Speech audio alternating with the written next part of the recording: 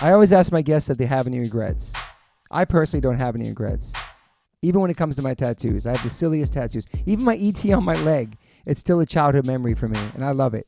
I've had tattoos on top of tattoos strictly because I wanted more tattoos. I started getting tattoos when I was 18. I'm 52 now, and I can't stop. I've had laser treatment before on something on my arm. It's 4 tattoos on top of each other. And that experience at that place was pretty fast. It was pretty cold. It was in and out, swiped the credit card. Don't really tell me much. Didn't give me much details or anything was going to happen. So I never went back. So as of most recently, I'm so lucky enough to have had 2 sessions at Removery Tattoo Removal. My tattoo on my arm that looks like a big black blob is now super light. I've had 2 sessions. I have a long road ahead of me. None of this stuff happens overnight. You cannot take a tattoo off in one sitting. You have to be patient. And it's painful. They ice you up. It's super fast. To me, it felt like a bunch of rubber bands. But what's more painful than that is looking at something on your body that you think you're stuck with for the rest of your life. That sucks. But now for me, I'm really happy I started this journey. I'm slowly going to get this tattoo removed. I never thought in a million years I have any kind of real estate on my arm. I don't even know what I want, but it's exciting. I'm so honored to announce that One Life One Chance podcast is now with Removery. I have a code. Use TobyH20 and get $100 off your first session. Call 866-934-4570 or go to Removery.com. One of the most experienced tattoo removal companies in the world. Over 600,000 removal treatments done. 100 locations. U.S., Canada, and Australia. State-of-the-art peak-away laser technology. Cryo-technology to reduce any discomfort. This is so exciting for me because all I do in these podcasts is talk about tattoos. From day one, if you've been listening to this podcast, talk about tattoos, talk about getting removed, talk about getting covered up. So this is such a perfect fit for me. Once again, go to Removery.com or call 866-934-4570. Use my code TobyH20 and get $100 off. These guys are located everywhere. Try it out. I think he's back. Welcome to the One Life One Chance podcast. I'm your host, Toby Morse. Today, I got my brother from another mother to the right of me, back from tour, Mr. Derek Green. Thank you for being here. Yo, what's up? How you feeling, yo? You look great. You look reborn. You finally get to play a show after 2 years. I love it. I was so happy for you. See you wobble up Thank on the you, stage, man. hop Thank on the you. one-legged and shit. That was pretty. No, but you killed it. It looked Pretty cool. It looked beautiful to play music again. It was a beautiful experience. The people of Brazil, I love them very much, and I felt whole. I was again. happy for you because you were like, Thank you, there was man. a piece missing from Thank you. you. You know what I mean? And it's returned. And then sitting in front of me, Oh, Lorenzo snap. and a Benzo, Antonucci. Lorenzo Antonucci. I said it right? Yeah. Antonucci. How would I say it?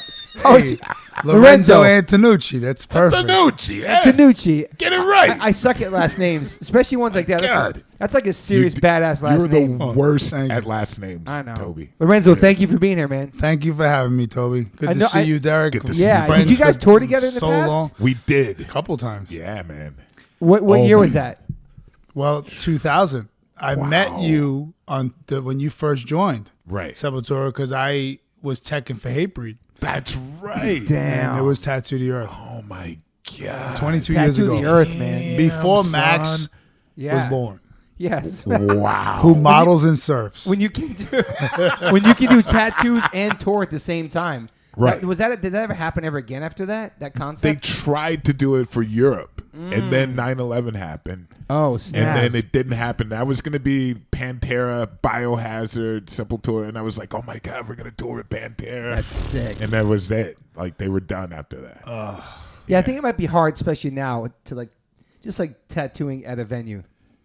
Yeah, it would be extremely high. They realized that on the tour, too. Okay. They're like, this filthy out here. It was a Tons of great laws. concept that just wasn't executed properly. Exactly. Yeah. And it was really like Paul Booth, Philip Blue. Philip Blue, a lot of famous tattoo They were artists on from that that tattoo. were on that Yes. tattoo. I mean, on Tattoo the Earth, they were on the road, and I believe a lot of the artists were getting tattooed, and I'm not sure a lot of the people that were just coming to the festival could afford them. I don't know I don't know how it was structured. I was a drunk then, so I didn't remember. I don't remember how anything. He was a went different down. Lorenzo back I was a then, different right? Lorenzo. Absolutely. I will attest to that. It was a completely another person, but I love that Lorenzo too because it was just like, what's going to happen? Every night something could pop off. Every night something was popping off. It's not when, it's just like, where is it going to happen? You know, Lorenzo in his 20s, in his teens is completely different Lorenzo in his 40s. 100%. Yeah, I mean, I think it's night and day compared to most people that, we all become more men and adults in our 40s, I believe. His 40s is when men mature. Women mature in their late 20s. They're way earlier than us. Definitely way mature than us, for sure. Way mature. I feel like, I started maturing in my, early 40s. And I'm starting to learn about being an adult. Now, Yeah. How many years are you sober now? 8. Amazing. That's fucking awesome. Yeah, That's awesome. 8 years. That's amazing. Straight edge. I'm straight edge. Yeah, you're pretty much straight edge, right? I don't smoke. I don't do anything. Yeah. Damn, we're gonna X him up after the podcast. I got X's, bro, right here. Oh, You for me, that's tattooed right. it. Yes. Damn, you're official now. So you were born in Brooklyn, New York, right? What part of Brooklyn? Brooklyn. East New York. I was born in a hospital called St. Mary's, which is actual fact that Biggie was born in the same hospital. Wow. Yeah, the hospital's closed down, but we were. My mom was first generation Puerto Rican. I'm first generation Puerto Rican Italian. But my mom's from Puerto Rico. My father's from Naples, and both of them coming to America. They were both in Brooklyn. So your pops was born in Naples. Oh yeah. Wow. Yeah. I didn't know that. He moved. He My dad moved to New York in 1960 when he was 29 years old. That's incredible. 29 years old. Okay. Yeah. Okay. And my mom moved from Puerto Rico to Brooklyn when she was 15. Okay. Yeah. And all my other aunts and uncles were probably older or younger, and my grandmother just moved the whole family here after my grandfather died. This is pre-me, Yeah. But But then raised in Queens. yeah, because the part of Queens I'm from, Jamaica, Ozone Park. Ozone area, Park. It's like Ozone Park, Howard Beach, Jamaica. It's right next to East New York, Brooklyn. Like you can literally walk from Howard Beach, Lindenwood, right into the Pink House projects. Okay. And that's the most dangerous projects in the world. Okay. I mean, at one time, East New York was the worst neighborhood ever. I mean, yeah, I'm sure Chicago can, crush everybody now. But, at one time, but that's why we went from that part of Brooklyn when I was maybe 3 or 4 to, this part of Queens. Yeah, I never even knew what Howard Beach was until the Biohazard song. Howard Beach. Oh man, you don't remember that stuff that went down at Howard Beach? Yeah, it was brutal. What It was years? brutal. What years? That was in the 80s. It was crazy shit. You don't remember that? No, I don't. Chased a guy into the Bell Parkway. Oh, Yeah, wow. Okay. Yeah, it was crazy. So that's what that Biohazard song's about, you think? Back then, probably. I think it had a lot to do with that song because they're from Brooklyn, but they're off of the Bell Parkway. So the Bell Parkway runs right into Howard Beach Okay. and Ozone Park. Okay. That's how our neighborhoods are connected because that's like the beginning of Brooklyn is East New York.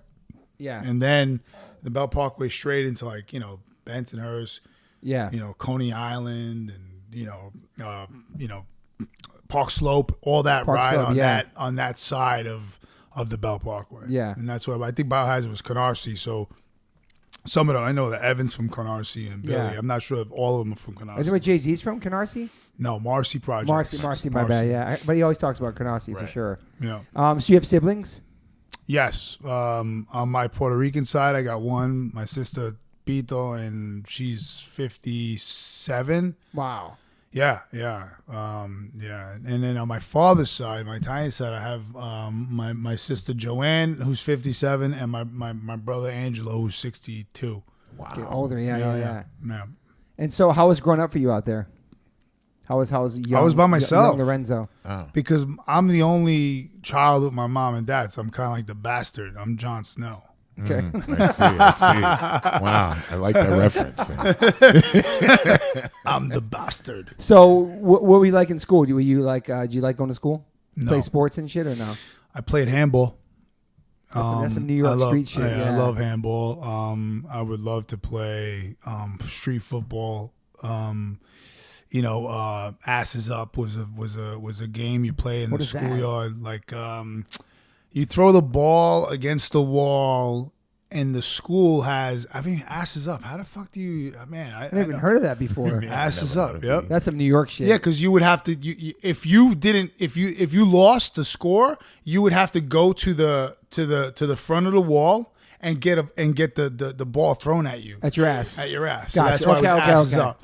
Okay. Yeah, I'm remembering now. I'm like this is 40 years ago. It's crazy. Like, I mean, whatever it is, maybe 38 years ago. I was a kid, because there was like these pieces of like the way the architecture was on the buildings, like on like a 4-foot level, there was like this hump that you could throw a ball and it would bounce the ball. So you would it was kind of like a handball, it was just like whatever, people would make these games up in the schoolyard, Yeah. So I played that, and of course I played kickball. Kickball was awesome. Jesus, so awesome. Yeah, kickball was so fun.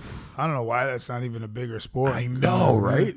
I mean, it was massive as a kid growing up. I just remember like, oh man, it's kickball time. Yeah. Picking teams and throwing the ball, excitement. You roll it like a bowling ball. It was cool. And then high school was in Manhattan, right?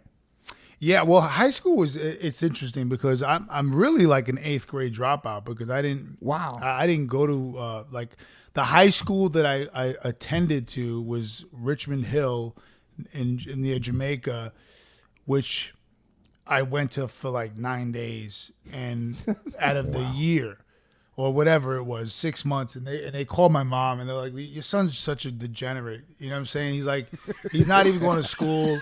I don't know if they use that terminology. You think they said degenerate? I mean, Your son's an absolute degenerate. I don't remember. This guy's a loser. He's a loser. I don't know. I don't know if it was that terminology, of course. I love that word though. But the word is just brilliant. Right. Yeah. So my mom, she took me to Franklin K. Lane. And what's funny is that Franklin K. Lane is the high school that the new Spider-Man movie is in, that they're sitting on the roof. Wow. And that's their high school. That's where the elevated train and all that. That's my old. I went there for like 2 days and it just didn't work out because they were like, he's such a truant in one school. Why is he going to change in here? And he's not even in this jurisdiction because that's East New York. Okay. Like that's the beginning of East New York. So then my boy Clyde was like, bro, I was in Lane and it ain't working out. Come to Sewer High. And that's when I went to school with Freddie Madball. Crazy. And I met, who else was in that class? Todd from Warzone. Wow. Todd the Kid. Todd the Kid. That was my man. Todd, I haven't fucking seen Todd in 25, 30 years, bro. It's been I think it's in Arizona now, actually. Really? Yeah. Okay. Shout out to Todd. Yeah, hell yeah. Shout out to Todd. I got some crazy memories of just us in these classes with Deidre. Deidre was a skinhead chick. Her name was Deidre, I believe. Deidre. Yeah. She was a skinhead chick that he used to date. She was like the first one that I ever seen that was just like with the fringe hair and the flight jacket. Right. And we were like 13, 14. And then Freddie. We were all in repertory company, which was a 600 school, which was at Sewer High. It was another district. It was another, I guess, division where kids could call their teacher by the first name. Wow.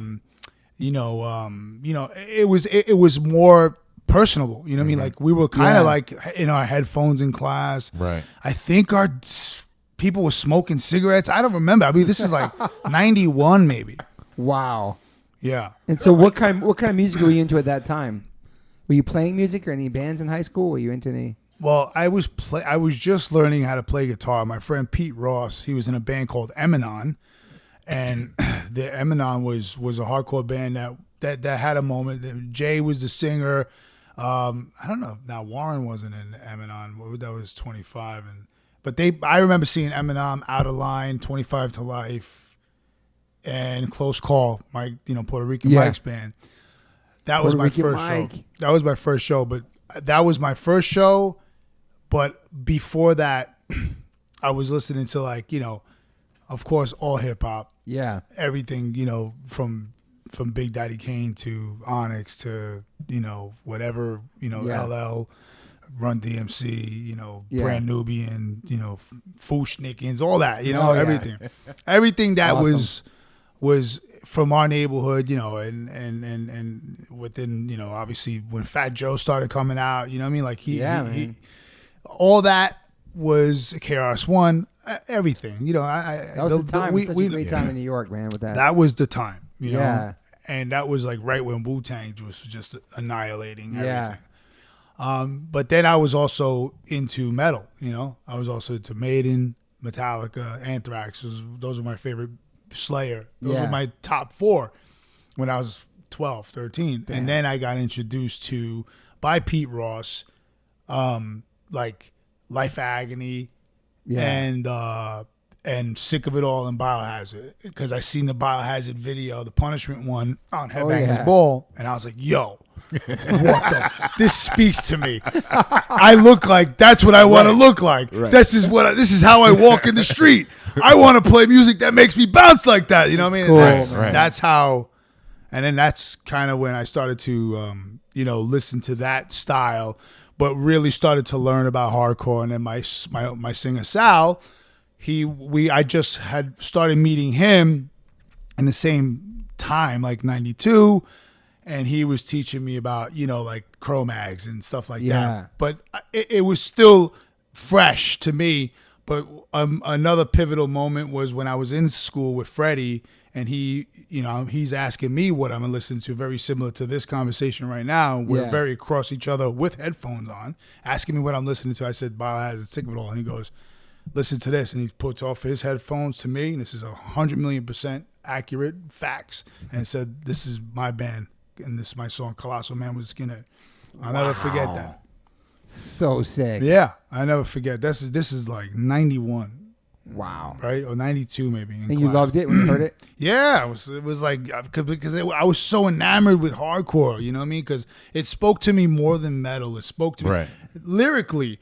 Yeah. Right. The look was more me, because I'm a I was like, I like to dress hip hop, you know what I mean? Yeah. I was a street kid. I was wearing Tim's and army jackets, you know what I mean? I wasn't wearing, Iron Maiden shirt and tight jeans with big, I mean, I wear that now. It's just a different culture, but you didn't have an eye rock and wear chains? Huh? I didn't have.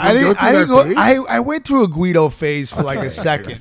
I had Dex. I had the white Dex. Sick. I had the Cavaricis. I went through the phase for like 16 days. Right? More like 6 months. But Bad Boy. What was it? Bugle Boy? What was it? Bugle Boy. Bugle Boy. Yeah. That was the shit, right? Bugle Boy. Yeah. So huge. That to me was it spoke to me, because especially when I went to see those bands at Bond I was Street. going to say, like, what was your first show? Bond Street Cafe. Bond Street Cafe. Wow. Close Call, Without a Cause, Out of Line, and Eminon. Damn. And Close Calls, Cafe. Puerto Rican Mike. Yeah. And Without a Cause turned to be Fahrenheit 451. Yeah. Mm-hmm. Without a Cause turned into District 9. And Puerto Rican Mike was singing on stage, and I'm like, he's saying, I was like, I'm Puerto Rican. I'm like, he speaks to me. I understand. Like, he looks like, this is what I look like, No. So it became way more familiar, like I just, then I couldn't help but love hardcore, and then get into all the other bands, moving forward. But I went backwards with Cro-Mags. I bought Alpha Omega was my first record, because I didn't know. And that Brooklyn store, I forgot the name of it. It was on Avenue U. My mom used to take me to the dentist there because I had braces, and it was on Avenue U. It was like a famous hardcore store, record store, metal and hardcore, whatever, and underground hip hop, whatever it was. And I saw Cro-Mags, Alpha Omega, and I remember buying that, and the riffs were like so metal, and I was like, but it's got a groove, and I was like, this is hard. It was right, like Chaos AD, that level, that time, Biohazard, Chaos AD, for Urban Discipline, Chaos AD, that record was, then Marauder started circling around. I had that tape, that Marauder demo was like 93. That shit was hard. Yeah. It's the best shit ever. I mean, those records are just like, to me, was just like groundbreaking. Like, because it was so New York. Yeah. It was so New York.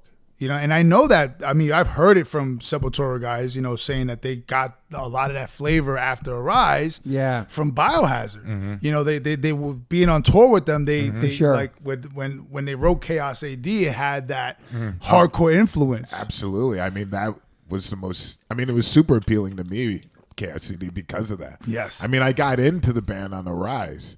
And there was a friend of mine from New York, too, that was just like, yo, you should check this tape out. And I was like, all right. But when they came out with Chaos AD, I was like, damn. Yeah. They really went on the hardcore tip. What I like about this is that, like, obviously you liked Maiden and Metallica and all those bands who you might never get to meet or even say hi to, but then you connected with the hardcore bands who are actually local bands. Yeah, some of them were Puerto Ricans. They all came from the neighborhoods that you fucked with, and they're playing this aggressive music that you can relate to, and they look like you.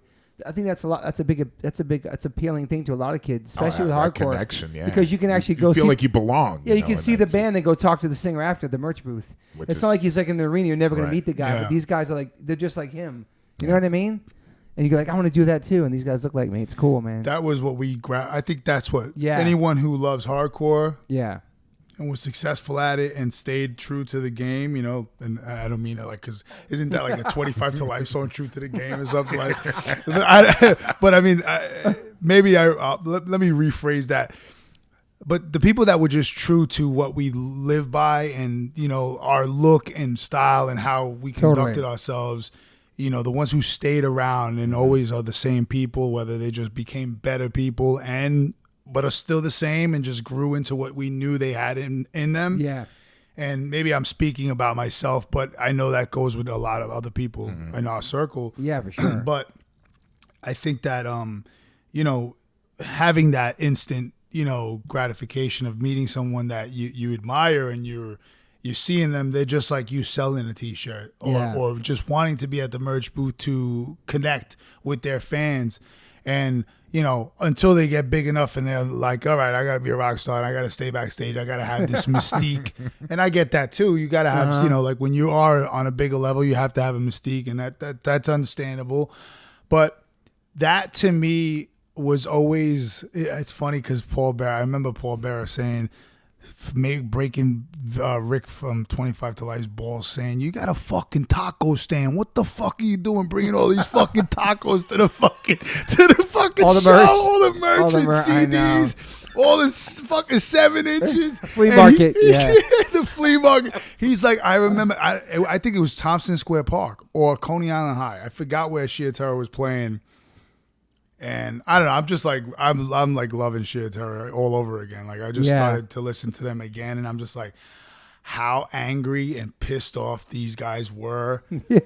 Is just sometimes how I feel driving in my car by myself, and I don't want to. And I can just yell at everybody and myself, and yell and vent and scream and fuck, whatever the fuck you want to do, and get it out of my system. Release, it's a great release. Like, but. To me, that's what I think was always the best part of our world. Yeah. So, what did you want to do when you get out of high school? I mean, did you graduate?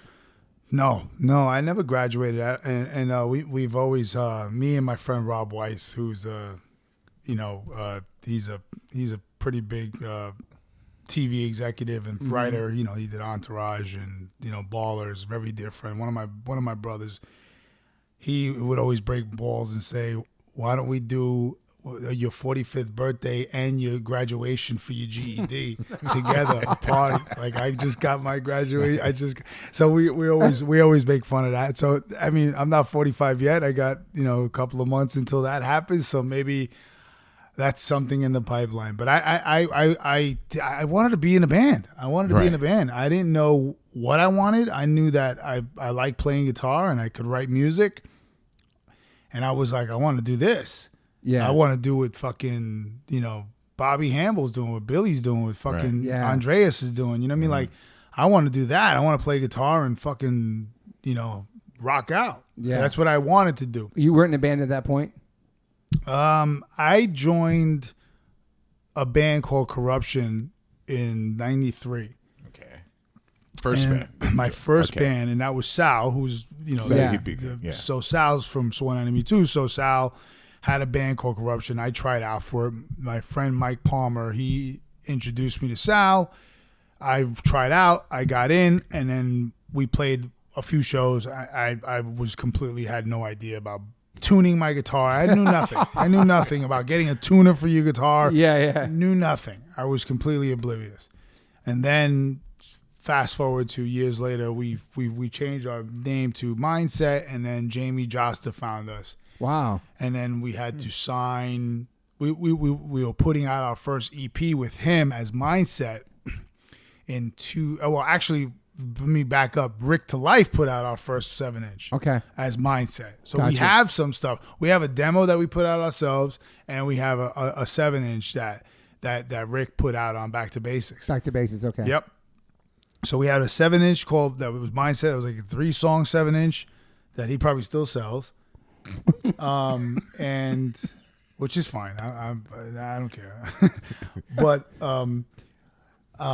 from there, Jamie was like, "Dude, we're gonna put out this record. We self-financed our own recording, and we had this 6-song EP that everyone was like, it was like the hot shit. It was like It was kind of a new style."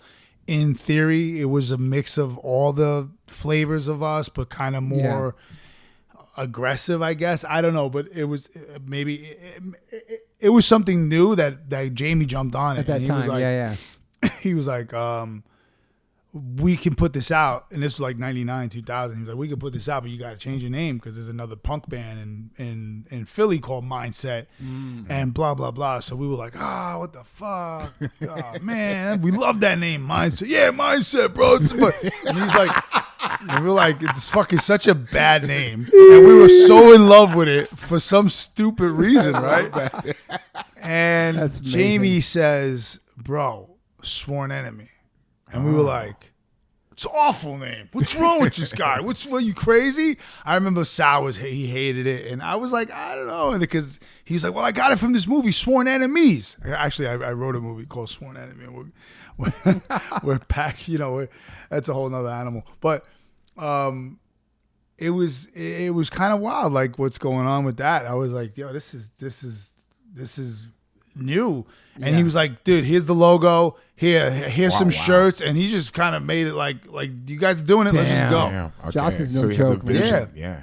And then next thing you know, I'm on Tattoo the Earth handing out, because Igor was wearing a fucking Sworn Enemy shirt playing on, you know what I'm saying? That's right. And I was handing out fucking Sworn Enemy shirts and demos, and I was on there teching for Boulder, God rest his soul. Boulder. Oh, Yeah, wow. Boulder. Yeah. Another brother who passed. Yeah. So you were roadieing for Hatebreed. Yeah. I was Wow. guitar teching. And for 2 months, man, it was a long, grueling And promoting tour. Sworn Enemy. That's cool. Yeah, I was just getting to learn the business. Yeah, the This was road, yeah. 2000. We've never played. Jamie's a good mentor for that, too. Oh, yeah. though. He's Smart. a hustler. He's smart, man. He was hustling. Yeah.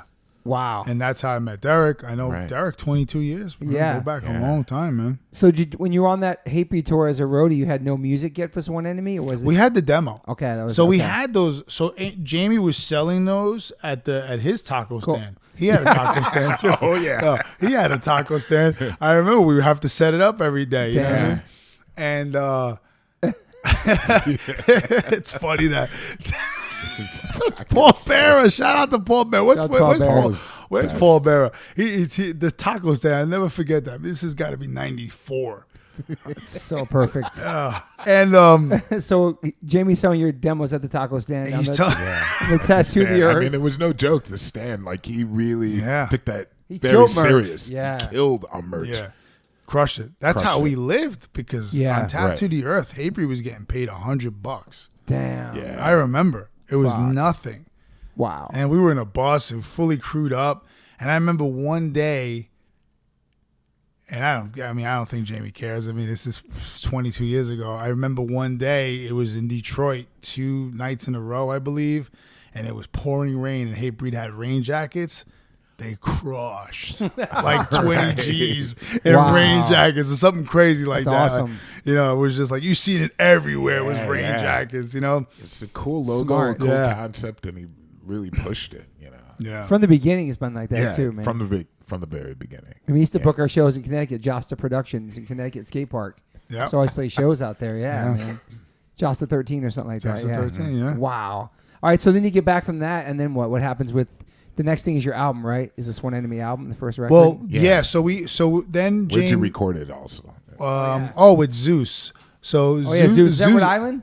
Zeus is in Mass. Okay, Mass. Okay, And Springfield, I believe. Okay. And Zeus is, I love Zeus. But he's done, a lot of the Madball stuff. He's done a lot of the Hatebreed stuff, past, post Yeah. our stuff. And then he did a lot of Shadows Fall and Terror, I believe. He's done a few records. I'm not sure of all his current stuff. And I kind of fell out of the loop, especially when I stopped I had a recording studio for a while. But we went from that tour to now. I was like, yo, Jamie, we got to go on the road. But I was like, man, this is He had the bug. You wanted to do it, yeah. So he got us a DRI tour. Oh, nice. So who's in the lineup? I'm sorry. Yeah. Okay. This time was crazy because, this was so the lineup was our lineup that we had, and then everyone's had a meltdown right when I'm like, there's so much momentum. And we're like, yo, I just came back from tour. Yo, we got shirts. Igor's wearing our shirt. This guy's wearing our shirt. Yo, what the fuck? I'm talking to everybody, kind of hyping my shit up. Yeah. I'm 22 years old. What the fuck do I know? Everybody's like, well, I got to go to work, man. And, I'm going to get my job. So, like, half the band quit. Oh, man. Damn. Half the band quit. And me and Sal were like, what the fuck? So it was just me and Sal. Okay. I believe. Yeah, me and Sal. Raph left. Paul left, our first Paul, he left, and we had no. So Mike Cools from Cold as Life was like, "Yo, we're breaking up, Cold as Life or something," and he was like, "We're looking for a band," so we merged the bands together. That's cool. And we had Detroit and New York shirts, like with the New York logo and the Detroit logo. I mean, I wish I had I wish I would have saved some of that stuff because it kind of would be iconic at this point. You know what I mean? Like, and we did a few tours with DRI and Unearth and Poison the Well, and then we started to grow. And then Jamie got assigned to Elektra. Okay, with Steve Ross and then Steve Richards. So we got an Elektra Second deal album. for the actually. So we did an EP. Found Hope is the second one. The second record is As Real as It Gets. As Real as It Gets. Okay. The first record was called Negative Outlook. That was an EP. So that was a 6-song EP. Then As Real as It Gets came after. Integrity Defines Strength. That was a live at CBGB's. Oh, that's sick. That was live at CBGB's and like 3 demo songs that that are not on the new record. So that's like 3 extra songs. And that was we recorded that at Zeus's as well as demos to try to sell the record. We wanted to sell. We needed demos. We were demoing, and Jamie fronted this, and this was awesome, we had no money, man, because we were fucking piss poor. Jamie fucking looked out. I love Jamie. I mean, he knows how much I care. You know what I mean? I express it all the time, still to this day. But him and Zeus too. Shout out to Zeus, because Zeus would be like, "Yo, I gotta fucking get money from Jamie, bro. I'm fucking fronting all this. You guys are sitting here recording and living. I mean, I remember hearing people vent about money all the time, and I'd be like, "Yeah, I need a beer." You know what I mean? Like, where's my guitar? Who's got? I need strings. Like, I need a beer. So I remember these things now because obviously I'm a businessman and I get it. You know what I mean? I'm like, oh fuck, But so As Real as It Gets is the first one on that major. So that was what that was when we got our first offer, and that was a moment in time where we got an offer for $250,000. That was the money back then. But it didn't go there. Oh, We got an offer for $250,000, and we were like, "What? What the fuck? Are you kidding me? We're fucking rich." We're like, "What is happening? What is happening?" I was like, "Yo," I was already counting my fucking chickens before they hatch. Right. We all were like, "Yo, I'm quitting my job." Yeah." It was like, oh my God, we got an offer. And it was, I don't even remember if it was email, just a phone call. I forgot what it was that we were like, well, this is what Elektra is looking to do with No Name. And then they went dark for like 2 fucking months. And we're just like, what the fuck? And I hate, that's this business.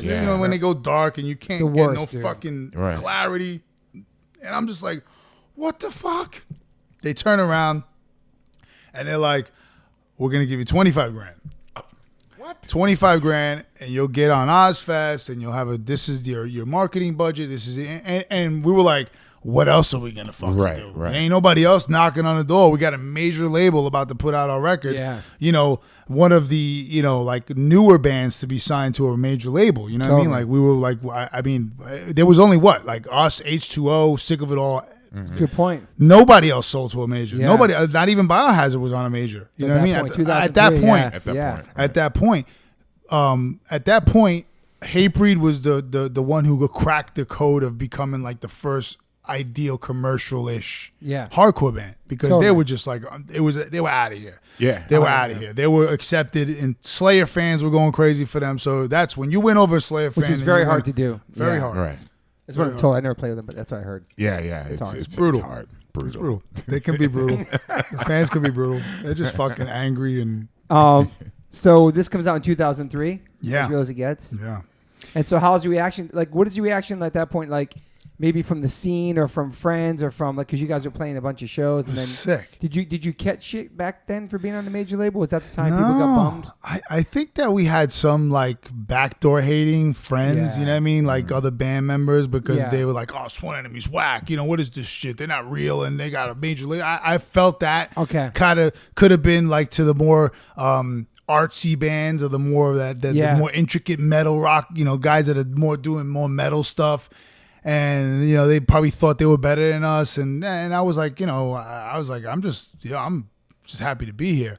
Yeah. And we had a fucking crazy reaction, man. We were on tour with, and then we started to diversify and go on tours that were really outside the box. I love that, man. I love that. So, like, give us an example. Kitty. Wow. Nice. Kitty was on fire still. Yeah, they were huge in 2001. I watched that 2002. documentary. It was pretty cool. I have to check it out. Oh, I gotta check it out. Okay. Yeah, they were sweethearts. Shout out to those girls. They were so great to us. I mean, we have memories for.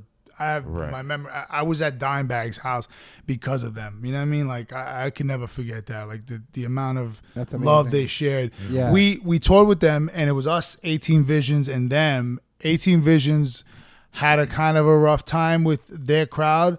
They wanted more metal stuff. 18 Visions was kind of going into that vanity. They were like, you know, a bunch of Orange County hardcore kids that try to get into like more of, you know, they were softening up their style. So, you know, and they were playing music that was an acquired taste, especially for metal guys. They were like, what is this? Yeah. So we would go over well with the Kitty fans because they just wanted to hear, you know, they wanted to hear. So we had 100,000 samplers that fucking Elektra made, and that was another good thing, that we had 3 songs on 100,000 samples. We were fucking pumping them out to everybody. After 2 tours, everybody knew the lyrics for those songs, so it was starting to really grow. And then we had a really good first week of the record coming out, and then we ended up, you know, selling 30,000-40,000 for a hardcore band. It's huge. You know what I mean? Like, it was like, oh wow, we did that. And we weren't like Hatebreed level, but shit, we were out there grinding, and we were getting a lot of love. Yeah. I mean, samplers, all that shit really helped, man. Oh, yeah. And Epitaph did that. Those, like, summer, like, even the Epitaph Summer National was like a Warped Tour compilation CD. That shit really went far. The kids really found out about your band from the samplers. Yeah, no doubt. And what you're saying about the first week, maybe like SoundScan and all that stress about first week. And then, like, when you're on tour, you add up all your CDs, you turn it into the label so you can make the SoundScan for the next. All that stressful fucking shit, man. Yeah. The SoundScan was like so important that first week, and is it going to be half next week? Is it going to die out? You know, remember that shit? It was always stressful. It's extra stress for no reason. That kind of took away from something for me that got caught up on that shit. You know, like taking away from the fun of being a band. Definitely like all the business. Trying to keep myself aloof to it, like really stay away from that shit. That was like such a big thing. Yeah. So then you guys headlining tours and shit like that. You guys take off. Yeah, we started. Then we were positioned. Well, no, because when we were doing the samplers is when we did the Kitty tour. Then the next was we had a good rollout, man. We had a really we had a really good rollout, because then it was Soulfly. 45 days with Soulfly. Wow. All of Canada, all of you. That's when they were on top of the game. It was like 2,000 kids, 1,500 kids, 1,000 night. You know, BB King's 2 nights in a row. This place BB King's used to be shows out there. That's right. Couple of spots 2 nights in a row. Calgary, 13, 18, 15, 16, 1,700. You know what I mean? It was like it was a great tour, because again, it was us, E-Town Concrete, and Soulfly, and we would have the metal sounding songs that those kids that wanted to hear, that had to sit through you, that didn't know you, they would actually enjoy you because you had something that. So we were able to utilize those samplers. We had thousands. I think it was our boxes were like 250 each box, and we would have boxes and boxes of samplers, and we were just chucking them out in the state, out in the crowd, giving them out at the merch booth, and it was just building momentum. And then we ended up on Ozzfest. And then that's a big deal, man. Yeah. That was big. What year was that, Ozzfest? 2003. Who was on that one, you remember? I'm sure you do. Yeah, Korn, Disturbed, Marilyn Manson, Ozzy, Chevelle, Cradle of Filth, Killswitch Engage, Us, Shadows Fall, Chimera. Wow. Damn. Represent. Because that's a couple stages too, like There's Warped just Tour two vibe? stages, Okay. just 2 stages. That's great, 2 stages. Yeah, that's you all don't play need, against man. each other, really? It's like one after the other, right? Yeah. Kind of? Yeah. You don't cross-play over each other? No. Warped Tour's like that. Were there a lot of rules on Ozzfest? Huge rules, yeah. Like I was what? always in detention. Yeah, there was you got to What? tell the people about. I always heard about all these rules because I never. I was in Ozzfest. Sharon's office a few times Really? because I was a bad boy. What? Just for wilding out? Just for like wilding out? I mean, God, I swear, Ozzfest was the best time in my life. Okay. I still cannot find, like, even with all this awesomeness, all this awesome stuff that's happening, and being sober, and like all the beautiful things that I like, the beautiful people in my life, Ozzfest, another world of just. Every day was a full-on amazing rager. I mean, full-on. Every night was just, even if the off days was Cradle, Killswitch, Shadows Fall, Sworn Enemy. Those were our off days. Damn. And in the on days, if we were 2 nights in a row in like 7 cities. Wow. Detroit, Chicago, New York, Boston. Sick. Like, I believe San Bernardino. I'm not about 1,000% of it, but it was 2 nights in a row. Yeah. 2 nights in a row in all these cities, and you would just park. I mean, it was, man. I could remember at least half of the entire tour, and I was hammered.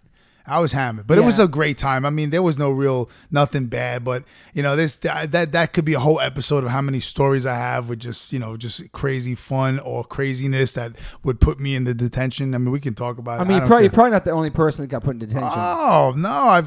Val, this is a great story. Val, who was Pantera security guard. You know Val, right? Okay. He was Pantera security guard, but he was doing Jason Newsted's. Okay. Oh, right, yeah. And I took Jason Newsted's golf cart, and I crashed it into like a fence like 3 times, hammered. And he had to carry me out of the fucking, I swear to God, this is what they told me. He carried me out of the golf cart to bring me into the bus, and he goes, "What are you, fucking Bobby Hamble? Oh, I love Bobby Hamble. You remind me of Bobby Hamble. What's wrong with you?" And I was like, I was fucking raging, beers falling out of my pocket. Holy shit. Yes. Were you going to other people's dressing rooms? You were wilding out like that too? No, I wouldn't disrespect any of the bands. I mean, I had a little thing with Jason Newsted. Him and I had a little bit of a friction, but that was... Oh, shit. Yeah. That was friction. But I mean, that was about it though. On that, you was partying every night, drinking, whatever, having partying every fucking. Oh my God, I'm telling you. What was your party of choice? Is alcohol? This beer. Yeah. I drank beer, and we had free Jaeger. Jaeger and beer was dangerous. That's a horrible combination. Yeah, okay. Horrible. And in 97-degree heat in San Antonio, Texas, at a Jaeger tent with all these girls in Jaeger shorts, you're just like, what are you doing here? Always just comes to. I mean, it's such a horrible idea to combine that in the whole metal world and scene. And I remember, like, many occasions, like, oh no, yes, Jaeger's set up here, and it's disastrous. Jaeger's gnarly. It's like a gnarly. Okay, it just makes people crazy. Crazy. And it's also, people start drinking it at 2:00 in the afternoon. Yeah. So you would have bands like us, like us, Shadows Fall, Chimera. Like there was like at least 7 bands that became brothers on that tour, but were all raging alcoholics. Okay. So Danny from Cradle of Filth, I had a fist fight with him. Wow. In broad daylight. Bittner has it on film. We're cracking each other. I throw a fence on him. He had like a crazy Martin. I love Martin. Was his tour manager, big fucking dude, man, big British guy. Grabbed me off of him, and it was all because of him. He was nuts, and he was hammered. And then I love Danny. Shout out to Danny. He was the best because we became sober now. We became. Yeah. I don't know. Okay. We became brothers after that. Okay. We had a fist fight, 2:00 in the afternoon, or maybe earlier. He destroys the back of his own bus. Because he's so mad that he started. He was hammered. He was fucking just. He has like this. Wow. He had this Napoleon syndrome. He just started fucking going. Like, wow, he's got that power. He went crazy on me, and we went at it. And I was hitting this guy. And I mean, it was like fucking broad daylight. It's all on video. Holy shit! And I remember fucking like. I didn't get in any trouble for that, but I remember, like, you know, it was just the talk of every day. It was something like that, dude. That's what I'm saying. You guys had a reputation as one enemy on that tour? Oh, it was horrible. They had a reputation. I can attest to like that. these New York fucking guys. Oh, God. Me and Paulie and Sal, the three, and even Mike, you know what I'm saying? You guys all raged equally in your band, or you the main rager? Me and Paulie. Okay. You know, I was the most, out of all of us, I was the most knucklehead one. Like, I was the one that always did stupid shit that always got us in trouble, or, you know, I'm not gonna sit here and not, you know, I'm not sugarcoating anything. And I was the bad drunk. Put it like that. I was the best until I was the worst. Would you guys be sober on stage? Probably not. Yo, I remember drinking a fucking beer at 9:30 in the morning and being on stage because, like, the Ozzfest, like I said, Ozzfest was. I'll never have a life. You only had to again. play for what, 30 minutes? 20 minutes on a rotation, and it was like a conveyor belt all day, right? Like every day the rotation would go up. So if you're on 10 o'clock, the next day you're on at 10:20. Next day you're on at 10:40. Next day you're on 11 o'clock, then 11:20, until you hit the 2 o'clock tier, and that's when Cradle and Voivod, or Cradle of Filth headline. Voivod was the co-headliner of that stage, and us, Killswitch and Shadows Fall, we would all rotate. So every band would have to be humbled and play in the morning when nobody's there, and the fucking heat is disgusting. It's gross.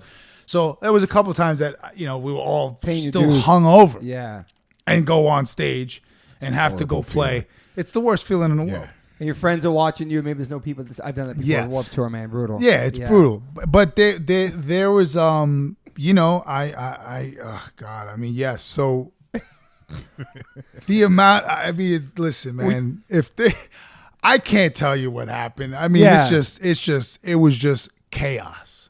And were you like that off tour, or just partied more on tour? No, I was a fucking knucklehead off tour too, man. Okay. Yeah, man. As soon as I got home, man, my ex-wife. You know, I would I'd come home and she'd be like, "Oh, you know, like." Wait a second. You were married when you were on the Ozzfest tour? Mm-hmm. Okay. Yeah. Well, no, we were together, but we got married after. Okay. Oh, wow. But I was with her from 97 to 2008. Okay. But in that time, from like during Ozzfest, or when I would go on tour, I'd come home 2 days. I'd spend time with my girl. I'd be like, and then I'd go rage with my friends from the neighborhood. Yeah. So I obviously liked to drink at the time. Were you working a job at that point? Yeah. I would do, like, if I didn't come home with real money, I would come home and do construction. Okay. Yeah, because I had a lot of friends in the construction world, and they gave me. You know, I was good at being a carpenter, so they would, you know, or taping or painting. It's good money too, right? I made a living, doing it. But the craziness was, you know, just being on those tours and, you know. I mean, it's no responsibility. You have to play 20 minutes a day. The rest of the day, you're fucking hanging. It was a disaster. Disaster. I'm talking disaster. Like, where is this guy? He's lost. We can't find him for a day. And then he would be on another bus. End up like how do you find your band members? Like, it was nuts because people would just disappear and rage with other people. Derek seems to know these stories. Yeah. It's legendary, right? These stories, right? Yeah. He lived it. We lived, yeah. You lived it. You lived it, but you didn't drink. Yeah, so. that's true. I mean, we were told, you know, like, again, Igor was repping your shirt. You were warned about Sworn Enemy? We were warned about them and Hatebreed. So it was like, already I had a friend that already had been playing with Hatebreed, and he was just, I'm not going to say names, but he was just like, yo, those dudes are wild. You Okay. know, he's like, they're really, really wild. And I had heard all this reputation, and Egan and I were really into like hardcore. And so Yeah. then we're like, yo, we need to have a band like this open up. You know, it would be great. So with Hatebreed, I mean, it was already at that time when they were having a horrible time with Victory Records. Oh, I remember that. Like a battle. And it was like you said, it was kind of like done. Yeah. They're not going to do another album. They can't get off the contract. Yep. And we're like, yo, let's take them out. You know, and everyone That was was like, a do great- not remember take that. them out, man. Do not take them out. Like, everyone's like, first of all, they're not going to go to Europe. If you wanted them to go to Europe, and it's just a horrible reputation. But everyone was super respectful. I got to say, the entire tour. I never felt any of the shit that I was hearing from all these See different that, people. man? Yeah. Like, they were just like, hey, can we come backstage? And like, overly, I was like, damn. I was like, these guys are like the nicest. You know what's amazing about most that? respectful. That you took them anyway, and all the people said don't take Yeah. them. That's fucking. Yeah. Oh no! But Salute. then it was like Cheers. sworn That's enemy. fucking so dope, though, dude. And then with you guys, Lorenzo, it was this like, don't take them. It's like, they were but it's like let me meet them and form my own opinion. oh yeah. You know, that's what No. you guys did. You met them. You know, that's fucking awesome, man. But wow, I was like, okay, so So they were more calm on that tour. No. So I was like, we already took Hatebreed. They were chill. We can take a sworn enemy, of course. You know, like the reputation. I was like, Our drummer got Did the reputation live up to it? our So I drummer was got locked I up was on like, that yo, tour. all the What? stuff Fist came. fights. Everything came. I was like, what is happening? And So it wasn't. So no, it went completely off the rails. Not as far as with us, like it was complete and total respect. Yeah. Oh, dude, yeah. But with Play like, to Rise any- every night. any- Or Troops anything of Doom. else, or like, I mean, we had a tour manager at the time that was from Queens, Oh, yeah. and so then he could kind of relate to like the shenanigans that were Yeah. going Mentality, on. And yeah. he was just like, yo, please just make it to the show. Let's not have any more drama. But I mean, it was nonstop. Like, what's happening tonight? And He might not show up. it might not show up. It's like, where's walk Paulie? I could walk us through it right now. Paulie, I'm locked so- up. locked God up. rest his soul. My brother died. Yeah, Oh, he died that's 4 right, years man. ago. He's gonna be on that portrait. The one I was telling you. Yes. He's gonna be one of the men on that portrait. Man, I'm gonna get a he big was portrait on my hysterical. leg of all my dead, loved ones. He got locked up. He got locked up at a TA because he Okay. stole like 30 DVDs because he was a king of stealing DVDs. They locked him up for like, why are 10 you stealing days. We were on tour. 10 days. And then we had a New York show, and I was like, we're like, where's Paulie? And he's like, oh, he's on the way. what city was he locked up in? You In remember? like Ohio Yeah, or it some was in the shit. middle of nowhere. We had to have the drummer from Suicide Silence, the drummer That's from right. Diecast, and Corey from God Forbid fly in to play drums, 2 songs from each. Each guy play 2 songs so we can get through the next 10 days. Wow, dude. Yeah. It was brutal. And then Paulie took a Greyhound and met us wherever the fuck we were from the. It's like, he's back. He's back. Nobody knew where he was. Oh, I mean, I was like, I think he was in jail. Like I kept saying, I was just like, and everyone else was like, jail. I don't believe this. And I was like, no, he was. We really knew you knew. We though, yeah. we I couldn't was play the rave. We were Oh. banned from the rave. Milwaukee. Yeah, in Milwaukee. Oh my God, really?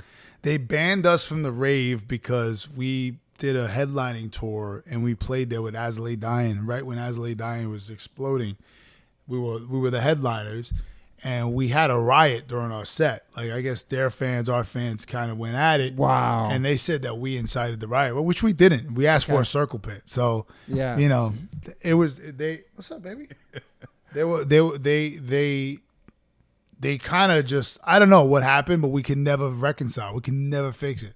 Every agent that had talked to the promoters were like, nope, Swan Enemy will never play it. Nope. It was just like they hated us. Damn.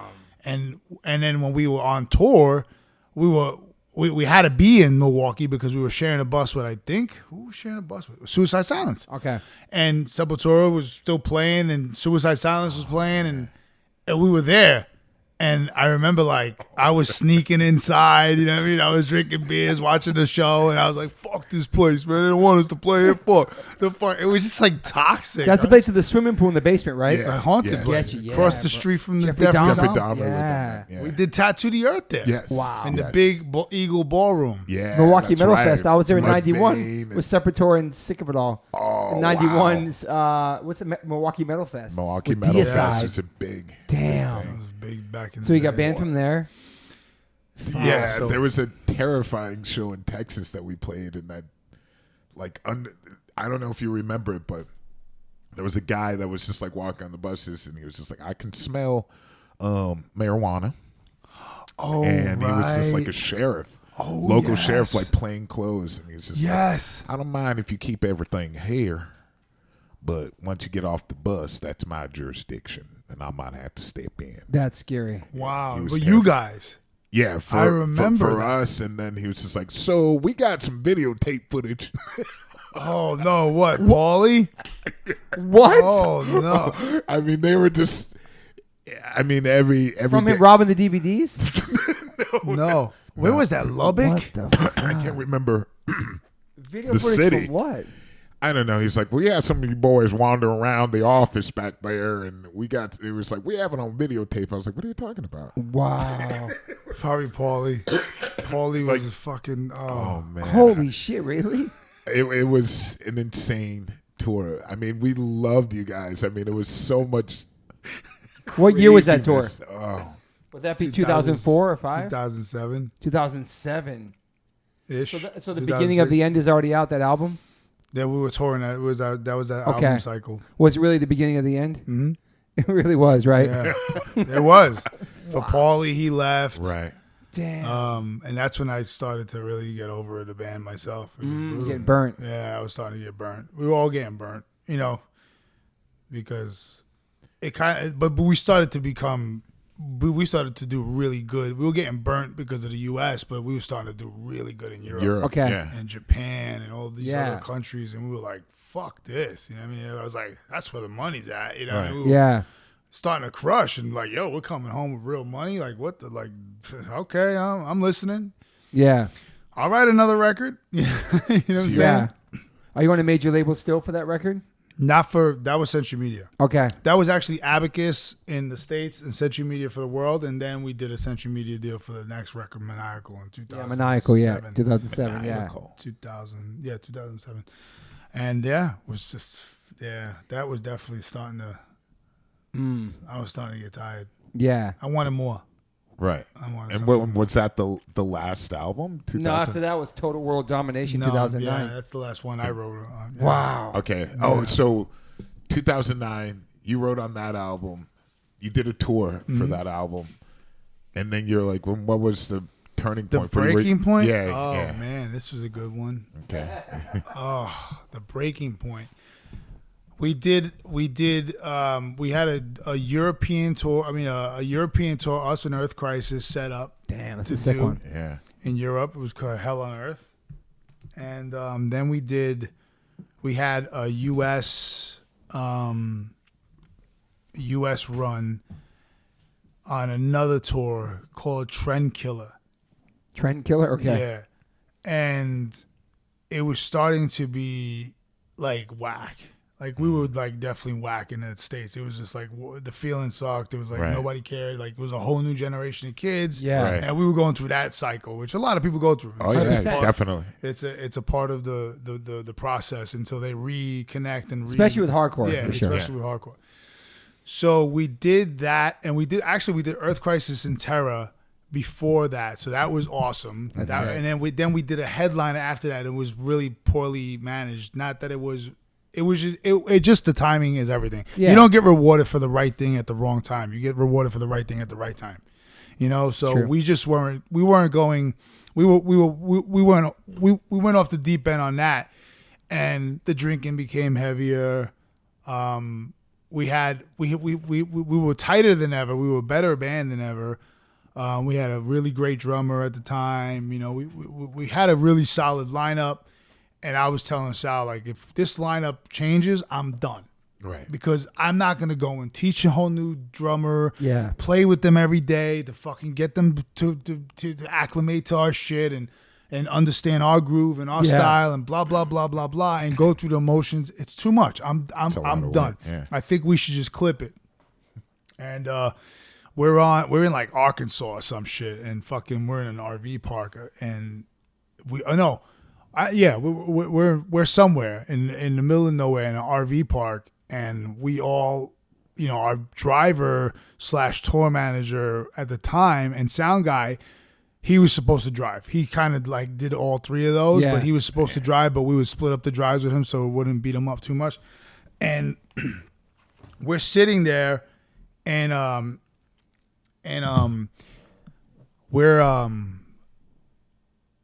we got like a 400-mile drive for the next show. Give me anxiety thinking about this. Oh, it's brutal. And it's 8 o'clock in the morning. Okay. And everyone's so hungover from Jack and drinking in that same spot, so everybody's just a disaster. Yeah. Disaster mess. And I get up, I'm like, Kevin, you got to drive. He's like, fuck you, man. I'm fucking hungover. I'm not going anywhere. So I was just like, I'm fucking done. Fuck every fucking body. And then the drummer was like, I quit. I fucking quit. And I was like, I'm done. I got in the fucking driver's seat and I was hungover and I was driving like a maniac. Now remember, the RV's shaking. Everybody's falling. Man. It was chaos. It was fucking toxic. It sucked, but I was like, I'm done, and I'm never looking back. The Earth Crisis tour is my last one. Do not fucking ask me why. And if you guys continue to fucking band, and I told you not to, do whatever the fuck you want. I don't care. I'm done. Damn. And Sal went and continued the band. I don't, And that was it. And that's it. But Your relationship with Sal was like kind of sad. No, we're good. Oh, okay, We're cool. great. I mean, I was talking to Sal a few weeks ago. We had a good conversation about trying to do a reunion. Oh, wow. Like a Israel's It Gets 20-year anniversary, but we don't have any band members. Right. It would be cool, and the idea came from my friend Jonathan, who was in Slapshot. He was the original bass player from Slapshot. He's in my locker in Equinox, and he was just like, dude, he goes, do like what the Misfits did then, or try to do it. Just do a reunion, because you might really pop the band again. You know what I mean? Like, and I was like, yeah, it's a great idea. We kicked around the ideas, but we don't have Paulie. He's gone. Yeah. Mike, it's just too complicated. Like Right. I told you, it's too complicated, and it's like, what is the original lineup? It's just me and Sal and then Mike Raff, and he's been out of the band for 15 years. It's more. So that's where that kind of ended, and I was just like, I'm done with Sworn Enemy. Right. And music in general at that point, right? I started a band with the guitar player from All Shall Perish. It was like a deathcore shit. You know what I mean? Yeah. I was trying to sing, and I was doing that, and it didn't move. Yeah. We made a fun record. It's and at the end of the day, I was in Austria at the time, and I ended up starting a recording studio with my ex-girlfriend. Nice. And then because I had to make a living, and I was trying to figure out what to do next to stay I in the music. remember Yeah. I think We came to a bunch of shows in Munich, That's because you guys would play the So backstage. you were living out there, kind of? Yeah. Wow. And I got my Italian citizenship because my Sick. father's from Italy, so I'm a citizen. I got dual citizen. So That's sick. yeah. And so how do we go from that to moving to Los Angeles and becoming a wrestler? Well, that was in that time. This is 2011, 2012. I'm in Europe, and I've been there for two and a half years. I've been with this girl, and we've been going back and forth. I've been staying in New York, and she come to New York for some time, and then I would go back there.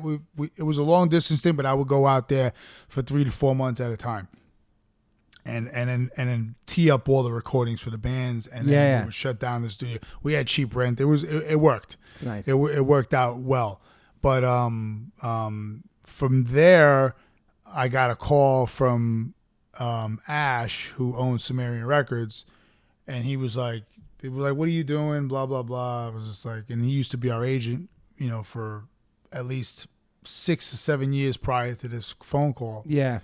And he's just like, what do you got going on? And I was just like, I'm fucking recording bands in Austria, man. I'm fucking walking out of a house and I look at cows. You know, it's not my ideal life. You know what I mean? I really just can't. I couldn't be as blunt as, you know, I don't want to sound like it was not good enough, but I love that world too, being in those.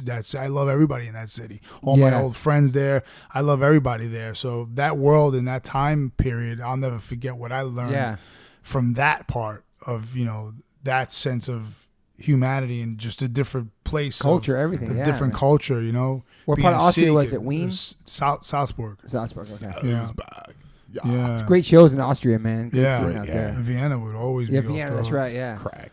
Yeah. So then I said, all right, I'm going to try it out. And I came out here and I tried the wrestling school that this is. A wrestling school? Yeah. What made you decide that? Were you always a big fan of wrestling? Like, yeah, no. So I wasn't, you know, I wasn't a part of the wrestling world. My uncle from Puerto Rico was a big wrestler called Jose Estrada. okay. And he wrestled with all the Rock's family, Hulk Hogan, you know, Sick. Ric Flair. He's friend, you know, like, you know, that's the generation they were in. And it was always I loved it as a kid, but I wasn't like, you know, I want to be a wrestler. Yeah. So I pretty much get into classes of training wrestling, but at the same time spooked by my uncle because I was 35 at the time. And he's like, what are you doing? He's like, I called him for advice and I'm like, he goes, I started wrestling at 20. I didn't get on TV until I was 27. He goes, you're 35.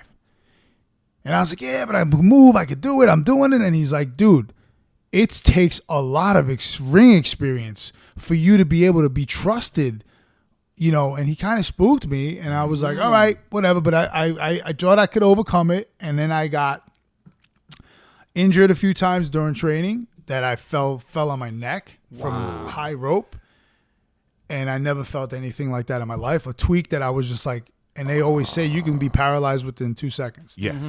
On some wrestling stuff. So I was a little spooked about it. Yeah. And I was like, I have to completely just never, like, I was just like, I was never in love with this business. As far as the politics that go behind the scenes, it's a different game. It's not what we're used to. It's a different world. It's a lot of competition, a lot of haters. That's from what I remember, you know, like from the school that I was in, which I love everybody that was there. And I'm not saying, I just remember they were a little mad at me going to another school to look at another school show at PWG, which is another great wrestling school. Yeah. They're a league, but, you know, they were like, why are you going to another wrestling thing? Blah, blah, blah. And I was like, well, nobody fucking pays me, man. What the fuck? Exactly. I can't go wherever the fuck. Who you tell me where I could go? Yeah. And I would get defensive. You know, I'm like, who the fuck? You know. So, where was your school? What was it called? I'm sorry. Where was your Knox Pro? It was that? in Sun Valley. Okay. So it's one of the Rock's cousins, Rikishi. Okay. And this guy Reno and a dear friend of mine, Gangrel. Gangrel was a sick, you know, he's an awesome wrestler. Fucking the vampire guy used to come out with the Hardy Boys. He's the real deal. I love him to death. I still admire him and talk to him a lot. I love everybody from that school. They were all great to me. They all showed me love, and I learned a lot from there. And I applied that to my stunts and acting and stuff like that because I did not love wrestling enough to be like, I'm going to go into this world of injuring myself. Yeah, I could have probably been on TV already and then probably pivoted into what I'm doing now. It'd be a lot more easier with all these fans and shit. I could have had a different route, but I chose what I wanted to do and build what I'm building now because this is the hard and long road. You know what I mean? And that's what I'm used to. Mm-hmm. How long did you do that for, wrestling? How long? About a year. Mm-hmm. The training. You moved to Los Angeles straight from Austria? Yeah. Wow. Okay. Well, I went home to New York and figured out, shipped my car from New York that I had to LA. Mm-hmm. I just brought my monitors I had mixing monitors that were good for mixing this last band that I recorded in Austria. I had to finish their mix. I had to finish, and I had like all my headphones and all my gear and all that recording stuff. And I brought my tool bags, bro. I brought my fucking, my tools in case I got to go swing a hammer. You know what I mean? If I had to work, if I had to go, I had my screw guns, my fucking taping knives. I was like, if I have to work, I got a way to do it. So it's like that pivot from wrestling to like acting, like what got that sparked in you? Like what sparked that in you? As far as like, was there a person that was like, hey, like, yo, I think you could be, you're a very charismatic person. Totally. And so for me, it made sense, when I was like seeing you, acting and doing your thing. I was like, oh man, because I remember how great you were at guitar playing as far as really being focused, and really wanting to learn and getting better at your craft. And I noticed like you're always playing, and I was like, that's so cool, and thank you. I could imagine that with acting, the same, gumption, the same focus. Energy. Yeah. It's Joey was my roommate when I first moved to LA. Joey was my roommate, this kid Joey that was in my wrestling school. And this is 2013. He's telling me, he's like, in conversations, he DJ'd at a strip club and he'd be like, and I act and now I'm doing wrestling. And I'm like, yeah. And I had no idea about acting. Right. None of this business even was a thought in my mind. I just said, I always want to be Stallone or I want to be De Niro. I don't know anything about this business, but I love them. Yeah. Right. And I remember we're in our apartment building in Sherman Oaks, and I'm checking the mail and I look at the mail and it's to Joey and it says SAG and I'm like, what the fuck is this SAG shit? I said, Joey, what is this shit? And he goes, it's fucking SAG. It might be a check. He opens it up. He's got like $1,500 from like 2.5 Men and some residuals. I was like, what's going on? What the fuck is it? What's going on here? He's like, bro, I'm an actor, bro. I fucking did this episode of blah, blah, blah. And he started telling me, he's like, bro, you should fucking go get your headshots. You'd kill it in this town. That's how it started. Wow. Okay. And I said, what the fuck are headshots? And what do you mean? He's like, like the profile picture and, like, all right, 8x10, how your band would take an 8x10. Exactly. Because he was kind of like a metal kid too, so he knew. And he was like, and I was like, okay, all right. And then I was like, I'm in. And then it was brutal. And then it was fucking, because you knew nothing about the world. I knew nothing, nobody. No fucking connections. Right. It was fucking brutal pivoting at 36 years old into saying, oh, maybe I should try to be an actor instead because it didn't work out to be a wrestler. I could be an actor. Okay. So from 36 to 37, I'm trying to figure out how to be an actor. Like I go and buy headshots and I sign up to these casting networks, LA Casting, Actors Access, Casting Frontier. Okay. And I'm like, it's a lot of money. God. Yeah, it was costing me money to do all this shit, sign up and all this shit. You working too at that point? Yeah. Okay. I was at Sumerian, so I was helping. That's I was engineering for some of their bands at the studio. I was, also doing semi A&R at the time before I moved up in throughout the years. But it was a salary that was, livable. Okay. Especially in LA, it's it was like, oh, you know what I'm saying? You was about as skinny as teeth. Right. You know what I mean? Yeah. But that kept me alive, and I thank Sumerian for that. Mm-hmm.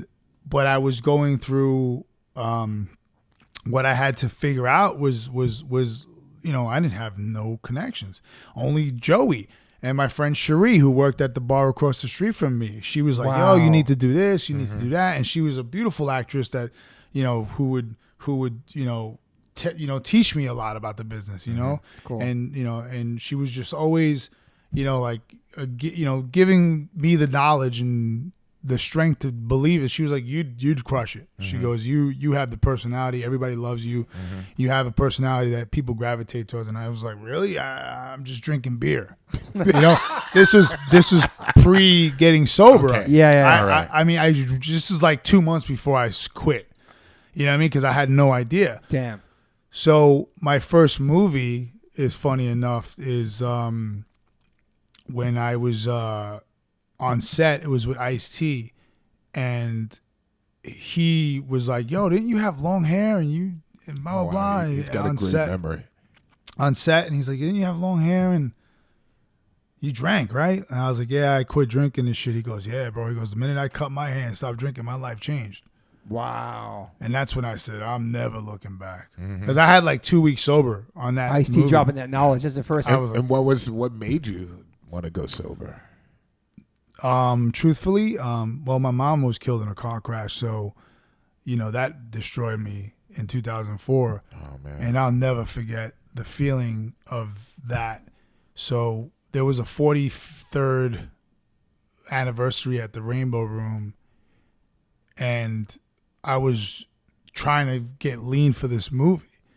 And I was like, I'm only going to drink vodka because there's no sugar in it. No. Oh, yeah. This was an all-day vodka affair.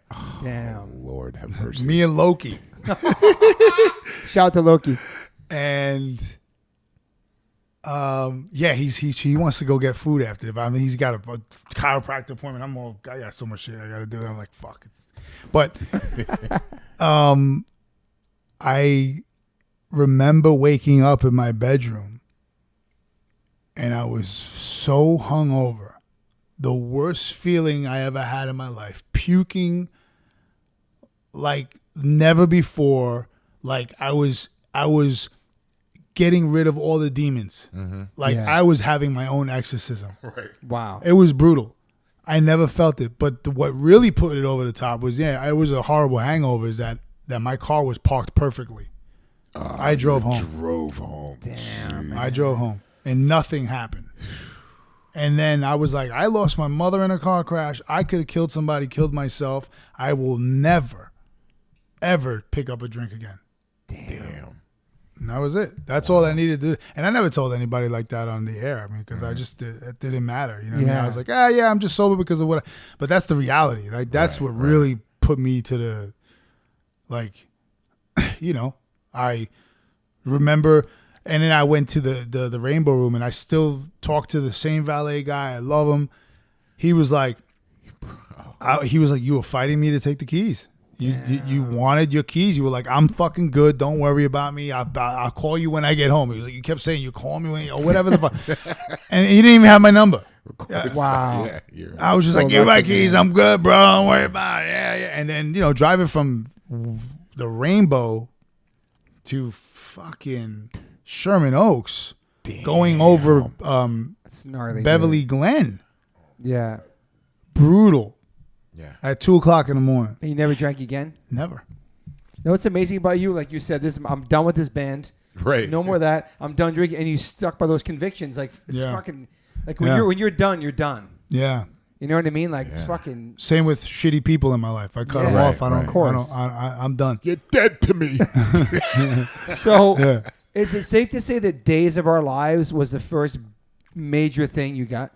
Yeah. Fuck yeah. Fucking huge, dude. Soap opera, dude. This guy. NBC, bro. I was like, I did not know that. Yeah, that's ill, bro. Oh my God. And how did that even Yeah, come how'd that about? happen? Yeah. oh, well, honestly, the Rainbow. What?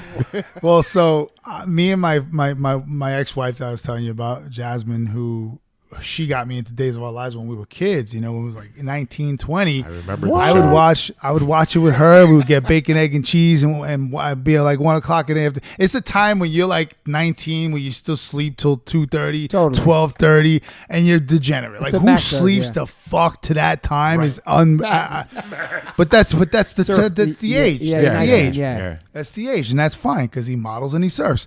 Me, I played guitar, and I was in and that's what I did. I was in a band. You know what I mean? So, I remember getting the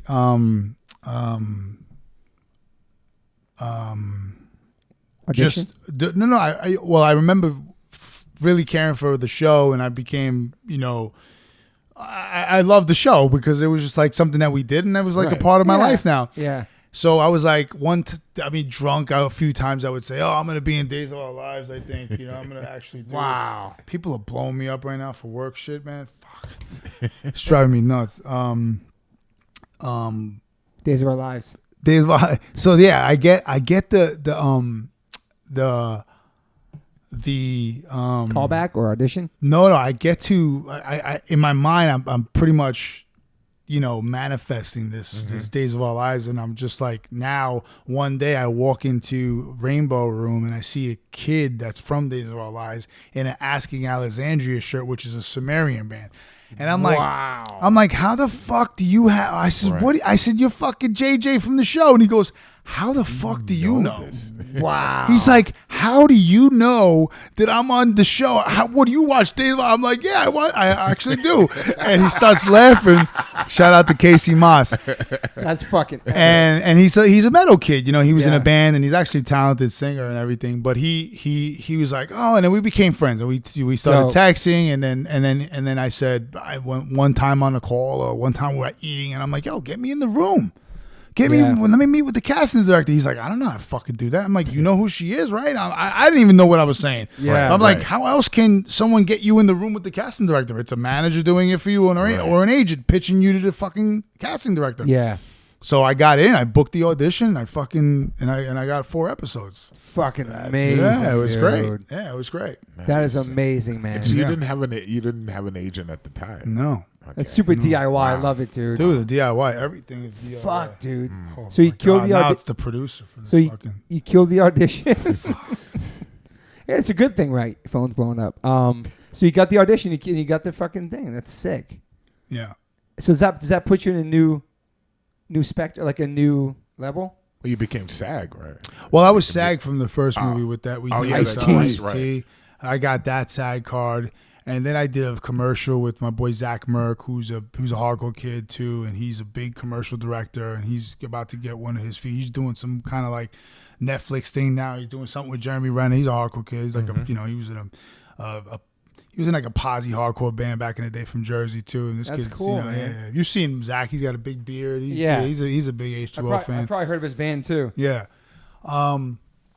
He got me in a commercial that, I actually paid it forward and got the kid that got me into acting, Joey. I got him in the commercial, so he made like dope, 60 dude. G's. Yeah. That is fucking awesome. Yeah, man. yeah. So I paid that forward. I got him in, and then from there, I got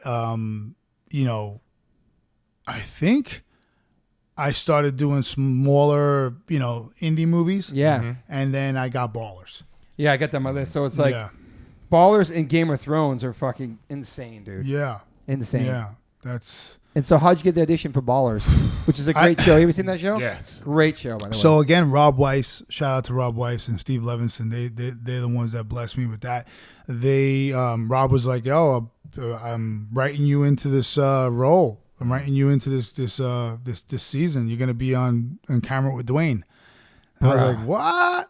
I was like, what the fuck? We were in the steam room at the fucking locker. I was like, are you fucking kidding me? He's like, yeah, I got you, bro. Some real Hollywood shit. That's LA shit. I'm in the Right. steam room. Steam room. I'm writing you in with the rock Yeah. in the bar.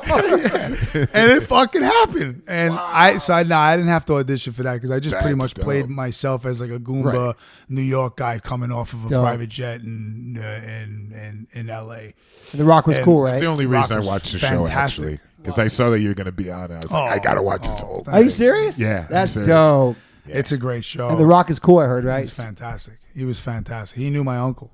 Oh, wow. Yeah, that was the that wrestler, that's wrestler. right. He Rob teed that up, and he was like, "What? Jose Estrada? You for what?" And then I was like, That's sick. The Rock is a busy guy. You know what I Yeah. mean? So the time that I did have, and I introduced Tech Nine to the Rock. Wow. Yeah, The rapper, Like, yeah. like I was not personally me alone, but me, Rob, and my boy Shawnee, and Travis O'Gwen and Tech Nine. We strategically, because we knew that Tech Nine was a big fan and the Rock was a big fan of each other, and the Tech Nine was in LA, and we teed it up where we can get them on set together. So I was there putting them together, That's and then they amazing, dude. then they got a Sick. fucking song out together. That's Wow. so sick. Yeah, that's fucking. I swear to God. Sorry, I remember that song. Yeah. Yeah.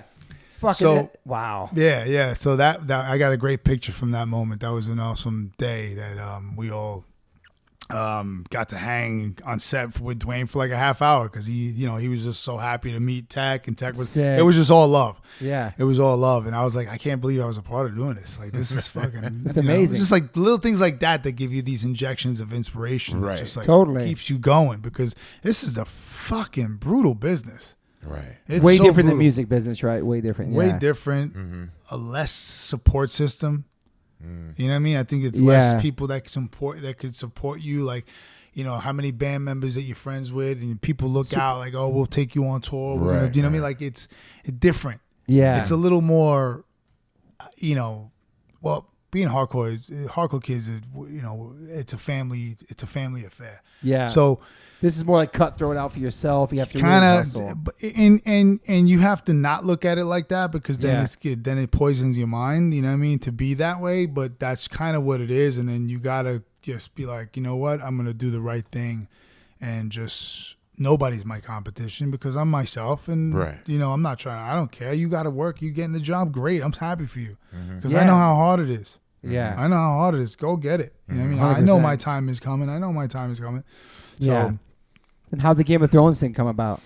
The creators are friends of mine, and So I met sick, them, and after a while they were like, "Yo, just get to Belfast," and Really? and then I went to Belfast. I know they filmed it there. I didn't know that. Yeah, they filmed Belfast, Croatia, and Spain, I believe. Wow. Holy shit. Yeah, so I went to Belfast, and I'm with this guy all day, and I'm like an American dude, and he's the only American there. And I'm just like, fucking, this guy seems cool, and he's got an assistant. And I'm like, what the fuck is this guy?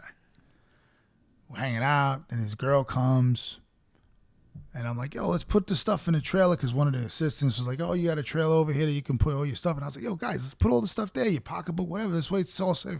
We're all together and safe. Let's go get coffee, bop, bop, bop, all day hanging out. Then people bring up footballs to this guy, and to sign. And I'm like, what do you do? He's like, oh, I'm the quarterback of the Green Bay Packers. What? Oh, shit. I said, I should have fucking been a football player. I was big in the streets. I should have been. And I was like, yeah, that's great. And his girlfriend at the time was Danica Patrick, like the #1 race car, NASCAR driver for females. And I with just didn't know. Right. And they loved me because I did not know. I love that. And I love that too. And that's my It's real. experience with Game of Thrones. It was really cool to be just to be there on set and be a part of it, be a flea bottom, be a part of the dragons killing us. It was just awesome. Saving people and fires. Shit's exploding. How long were you out there for? 5 days. Damn. Yeah, it was epic. So when you get that, they fly you out, obviously. That's what happens? No, I had to fly myself. Oh, wow. Really? Yeah, Even if you get a role because like that? Okay. So you fly yourself out. Yeah.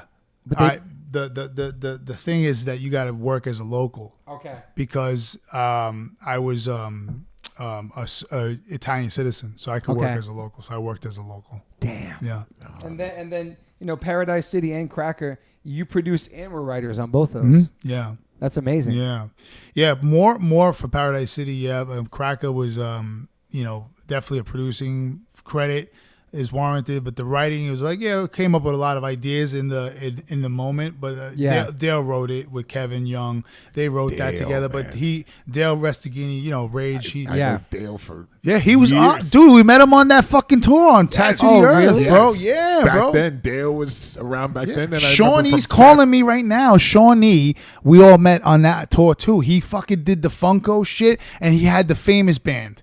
He was in Famous. Shawnee's like, it was a mad A&R guy. Like that's my partner in fucking my comic book series with him. He's the creator of that shit. He's like fucking, he's just calling me right now. It's just like, it all circles back to Tattoo the Earth. So cool, man. It's crazy. And Dale, I know also later on, because I started working at Fat Farm.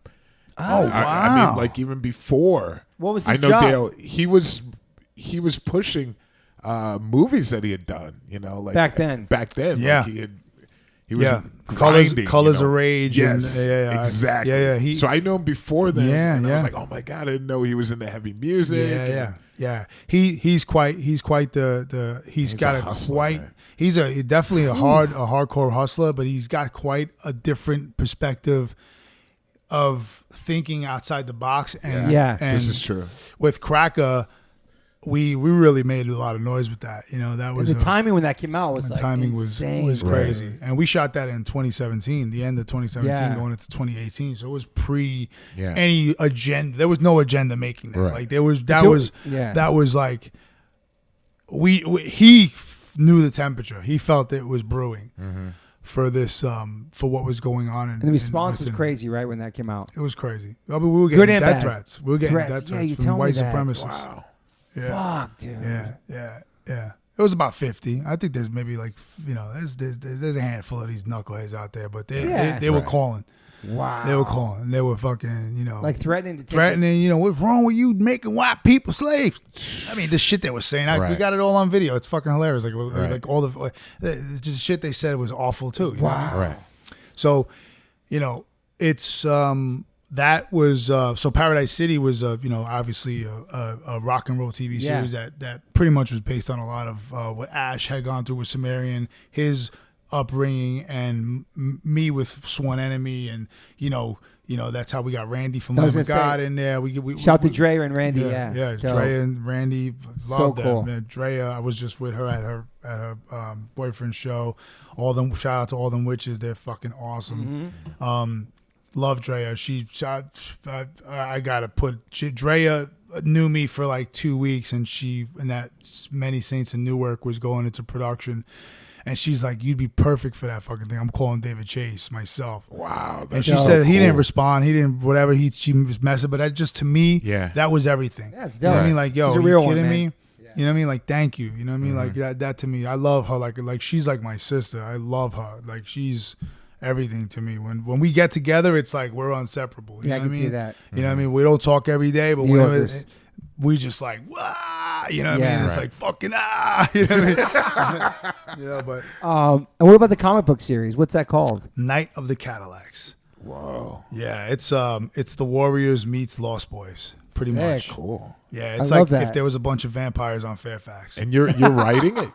You're part of I've conceptualized with Shawnee a lot of the characters, and I've written on the scripts prior to the script that we're out there doing now. Awesome, so a lot of building up these characters and a lot of the mythology that's in our world. I was a writer on.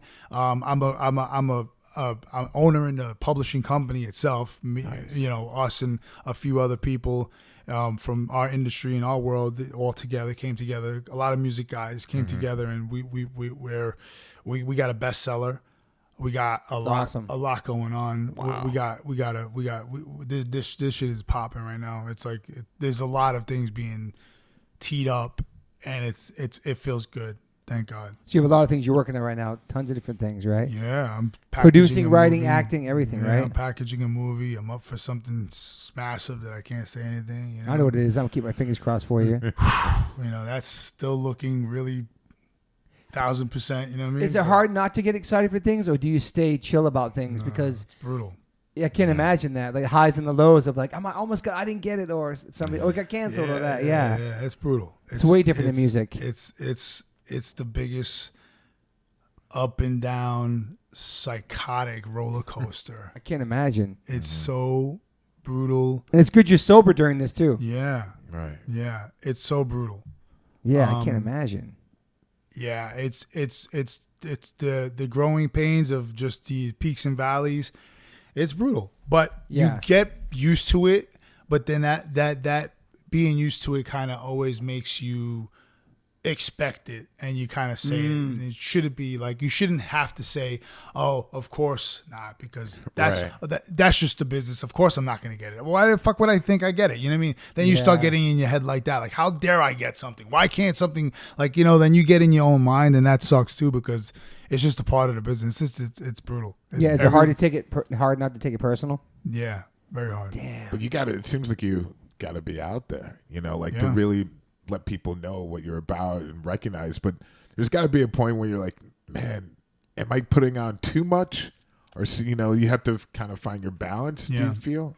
Yeah. Because I see a lot of people like really pushing, and it's like, okay, this could be a turn off. Yeah. You got to let the universe take its course. Right. While you plant seeds and you water them and you fertilize them and you watch them grow. You got to let the sun shine and hit them and let them grow. Because if you force that shit, Right. it's gonna be ugly. And Yeah. then people get turned off because they're just like, dude, like you're fucking super thirsty. Get out of here. Right. Like, get away from me. So I'm very respectful for all my higher up friends that are just like, you know, way bigger than I could ever imagine. I'm just friends. We're just boys. You know what I mean? Like Totally. Thank you for, you know, let me be in your presence, bro. Right. You know what I mean? I appreciate it. Thanks. You know what I mean? Because I get your energy. I'm feeling something from you. You know Right. what I mean? You elevate me spiritually. You know what I mean? I that's my new thing is like elevate me spiritually. Because if I can't be elevated spiritually, I don't need to be around you. Then you're toxic. If you're dragging me down with some, you know, like my spirits are being dragged down by you because of just how you conduct yourself, then I don't need to be around you. Is the love and passion for acting different than the love and passion for playing music? I mean, I'm putting my all into this as much as I did with the music, but I had, you know, 5 other band members or other people that kind of, you know, would sink or swim. Yeah. You know what I mean? So with that You're a being solo said, artist. Yeah. I'm a solo artist. Yeah. I kind of can do whatever I want, even though now I have a team, which is awesome, a great team. And that's the defining factor of being real. Like I'm getting real now. Like things are getting real. I've got a real team, real publicists, real everything, real management, real agents. Like it's real. So now moving forward for 2023 and then the rest of 22 is all going to be, you know, elevating because of just how it's teed up. It's the planting the seed, watering it, fertilizing it, let the sun hit it, let the rain hit it, let it grow. I love let that, it go, man. let it die out a little bit, then the sun comes back, it brings it, you know what I mean? Like that's how you got to let it happen because I love it. Other than that, it's, and if you have a bunch of those seeds growing, you know what I mean? It starts to flourish. You know? Do you get medical insurance when you were SAG? Is that part Yes, of the but deal? you got to make a certain threshold right now. Okay, I was wondering about that because that's way different than music. We didn't have no medical insurance. Yeah, so you have to make a certain amount of what? Being enough. You got to make over like 25 to 30,000 for the year on just acting gigs to be qualified to pay for their insurance. Okay, you got to pay like $300 a month. You know okay, I mean? Yeah, it's not cheap, but it's the best health. It's the best. It is. That's what I was told from my friends who are actors and shit. We had AFTRA for musicians. Remember when I was in Major League? We had AFTRA back then. That was the same kind of thing. SAG-AFTRA, yeah. Do you have any major regrets in your life? Yeah, I mean, the major regrets in my life that I do have are just the things that made me who I am. Yeah. So I don't know if they're regrets. You learned from them, yeah. I learned from being drunk and stupid and doing stupid shit or saying stupid shit, you know, offending my friends, you know, for no reason, drunk and blackouts. I mean, doing stupid shit like that, I regret that, but then it wouldn't make me who I am today. Totally. You know what I mean? Because I'm sober because of all these reasons. I don't ever look back, and I'm still the same guy. You know what I mean? I don't really, you know, look back at, you know, what skin's already been shedded, but it does bum me out that it's happened. And I got to think and live with that. But then that reminds me of like, well, that's why you are who you are. Right. And everyone loves you for who you are, how you are now. You know, nobody can take that from you. Yeah, I love that. What about any daily rituals you have? I love to go to sauna, steam room, cryotherapy, you know, my coffee in the morning. I love making my bed as soon as I get up. Yeah, we talked about that. You got to make your bed, We talked about it. It's so important, man. It's huge. We're talking about kids making their beds these days. Do they really have to do that? Like growing up, we had to make our beds. Why do you think that's so important, making your bed? I don't know what the because you it's your first task of the day. You knock out your first task of the day. I like to make it so tight where it's like, you know, perfectly. The pillows are perfect. Everything's perfect. And then I'm like, I'm good. And then you know, because I've noticed if I don't make up my bed as good as I want, or if it's kind of like weak, I'm in a bad mood. Wow. Yeah. Dude. Yeah. Because Navy SEAL guys, they do this. You know, it's part of their whole training and it's the discipline and starting out at a very young age. I always thought it was super important to maintain that, you know. Yeah.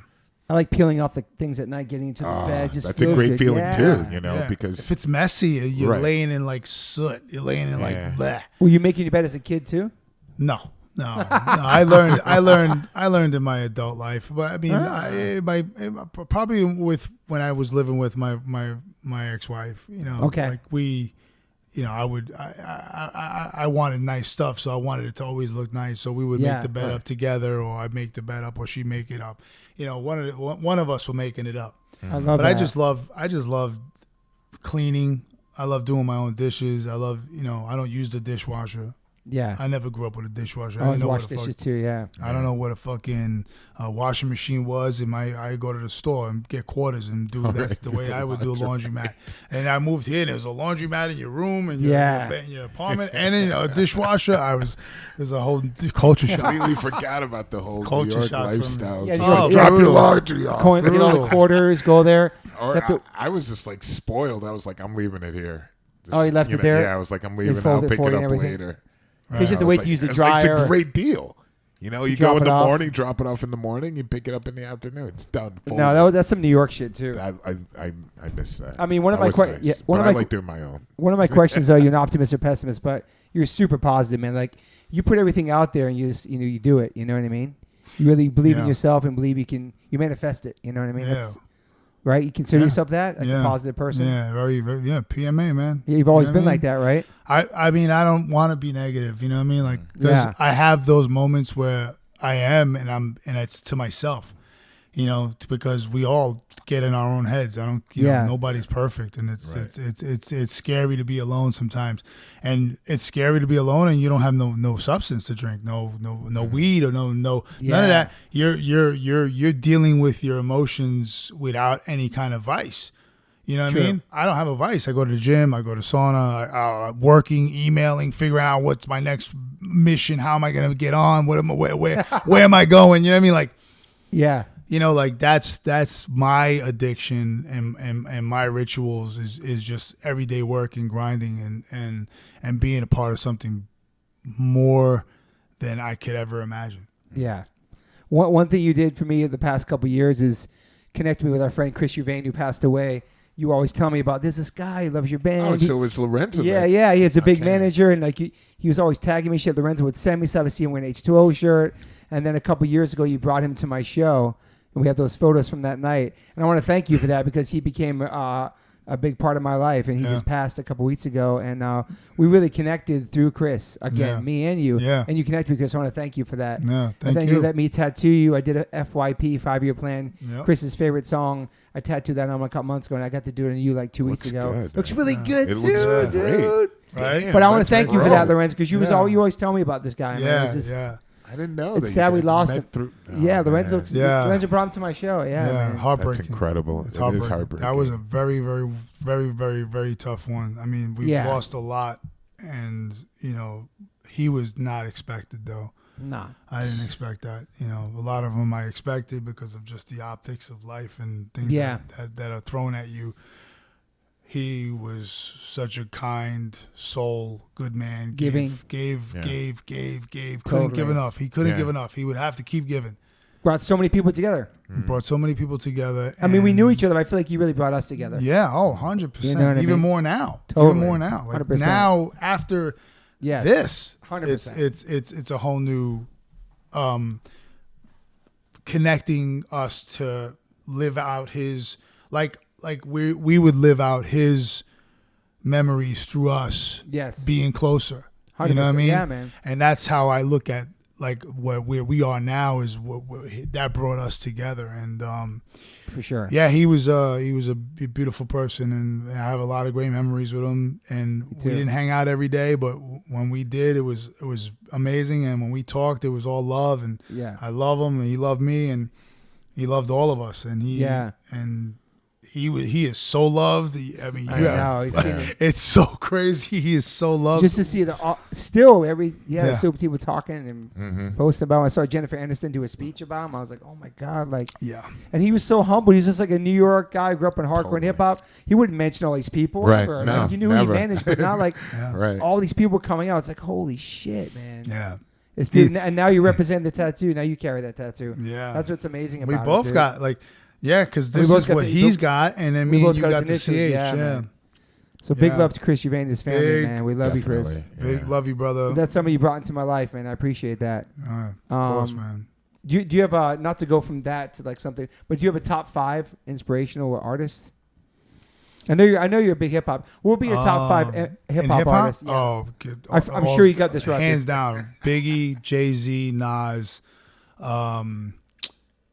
In my opinion, Biggie, Jay-Z, Nas, Eminem, and I hope you say what I think you're gonna say. I want to write it down. yeah, I don't want to forget. No, hang on. I'm trying to write down. I'm trying to guess what it's gonna be. Biggie, Nas, Jay-Z. Just think for a second.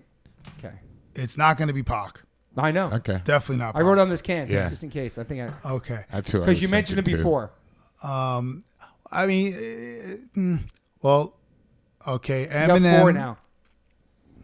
I would have to say Jada Wow. or Big Pun. Wow. Those. Well, who'd you have? KRS. I love KRS, but I mean, I love KRS, but I mean, come on, the 5. No, that's sick. Wow. I mean, Jada Kiss is great, man. I mean, Incredible. he's a savage. He's a rhinoceros. Who'd you say besides Jada was the other person? Jada or Big Pun. Ooh, wow. Yeah, Big Pun was nasty, man. So you have all New York peeps except for Eminem, yeah. Yeah. Right. Yeah. Yeah, I Chris didn't like Eminem. That's No, for he did sure. not. Yeah, he was like, I was like, yo, Chris, he's Irish too, just like you. How the fuck you don't like him? I was like, what the fuck? And he was like, nah, man, nah, hell no. No, Hell he no. didn't like him at all. And no. I was like, all right. So I that's your guess top 5. That's a strong top 5. I Very mean, strong. that's Very like, legit. yeah, Biggie, Jay-Z, Nas, Eminem. Jada, and Eminem. That's a sick Okay. one, man. I think, yeah. like, my humble opinion is those 5. Okay. Could I alter it? Sure. I mean, I would throw in Pun in replacing Jada. I'd throw in, I mean, it's hard, man. Then you got Wu-Tang. I mean, I would throw Mobb in, Deep. I would throw in DMX Wow, in there taking true. Eminem's Right. place because DMX spoke to me more lyrically of what I was used to living Got Right. you. in the world I'm from. What Yeah. he said in every scenario he lived and everything he spoke about in his stories, I've lived more that life than Eminem's. True. Okay. So I could relate to that more. And lyrically, he was just completely different than anybody. Yeah. Right. And You said not Tupac. You're not a big fan? no, I'm Tupac's growing on me. Like sometimes, like no. And I love the classics. You know, what I Yeah. mean? He's in my playlist. He's got my I love my playlist right now that I have. You love Mobb Deep too. Mobb Deep is just insane. Mobb Deep, Tribe, De La. So my Gang first Starr. song is look, this is well I like that kid Nims right now. Nims. Oh, he's great. Bing Bong, Bing Bong. He's actually like bringing New York back. You know what I mean? As far as the flow of Yeah. what New York used to be like. So you But listen to new hip hop? I do. Joey But- Badass, ASAP. There's a bunch in New York. But I love like Pac. I got like four Pac songs in my list right now. And I love him. I'm not like he's in my top 10. Yeah. Okay. You know what I'm saying? He'll be my top 10, but he just can't. I can't put him in the top 5 because No, I hear he you. don't have. To me, he don't have like the 10 to 15 classics. You know what I mean? Like in my strong opinion, you listen to Biggie. You're know, just man. like, oh my God. Yeah. You listen to Biggie and Pac's song, Biggie is just, oh my God. You know what I mean? Like, That's No, true. I know. the lyrics are just, Pac Yeah. is awesome because he's animated. He was a good looking guy. He was Yeah. up there. He was just like, he And spoke he's a from really the good heart. actor too. Yes, he was definitely. No, he Definitely, was. definitely a good actor. Yeah. but I just can't. And I hope I don't get no hate for it. You know what I mean? No. Like, It's your opinion, shit, man. it's my opinion. You know what I mean? I just think that Pac was great for what he and as an artist. He had like his acting. I was more of a fan of his acting. Yeah, You like know what I his- mean? yeah, Like me more of too. his I movies. gotta say this too as well. Yeah. Juice, Me too. come Yeah. on, Poetic Justice, Amazing. fantastic shit, Incredible. right? Incredible. Yeah. So that to me is the Pac that I Gridlock. love. Gridlock. Yeah. I love Pac, but it's just like for Jada, God, man, he's just incredible, man. Fuck, man, he's just a destroyer. He's a destroyer. Who would be an actor you'd like to work with, like a dream to be in a movie with? I know you're gonna say. Let me write this one down too. Hang on. You don't even have to write it down. No, I do. Well, you know who the first guy is, Sylvester Stallone. Obviously. Yeah, I wrote it on. I wrote Rocky on. Yeah. That's like a dream. Stallone, Denzel. Ooh, Denzel. That's amazing, dude. My favorite actress is Viola Davis. She's amazing. incredible. She's stunning. She's everything to me. I mean, as far as her acting is just, I don't follow anything else about her. I love what she delivers on that screen, and I follow her on Instagram, and I love her, and I just think that she's like the underdog that just completely destroyed everybody. Yeah. And that's what I love about her. She has like that, like to me, she's better than Meryl Streep. Wow. And people try to say she's the black Meryl Streep. No, she's better than Meryl Streep. Right. It's my opinion. I'm not a big fan of. I'm not like a huge fan of hers, but in my opinion, she's the best in the game. Wow. As a female actress. Yeah. Not color or none of that. Yeah. Female, woman, she's the best. Awesome. That's just my opinion. What about De Niro? Stallone movie? Like what's your favorite? Your top. Okay, let's top. I've been trying to get him to rewatch Copland. I was just gonna say he needs to be. Yeah, I gotta watch Sly, you should have been nominated for an Oscar. You were fantastic as Freddie. Yeah, he was. I remember Freddie.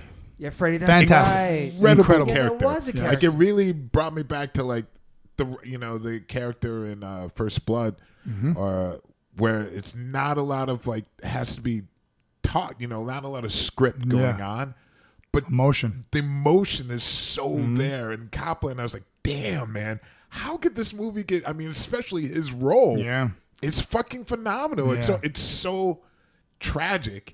At the same time, I don't know. He loses his hearing, right? It brings out a lot of emotions. Yeah, we got Superboy in there too. Superboy. Oh, he was great. Rappaport was awesome. Rappaport was awesome. Dude, the cast alone was fantastic. But Sly should have been nominated for Best Supporting Actor, without a doubt. I'm not even sure if it got into the nominations. I don't think so either. We were talking about this. I was talking with my friend Dominic Lombardozzi the other day about Sly.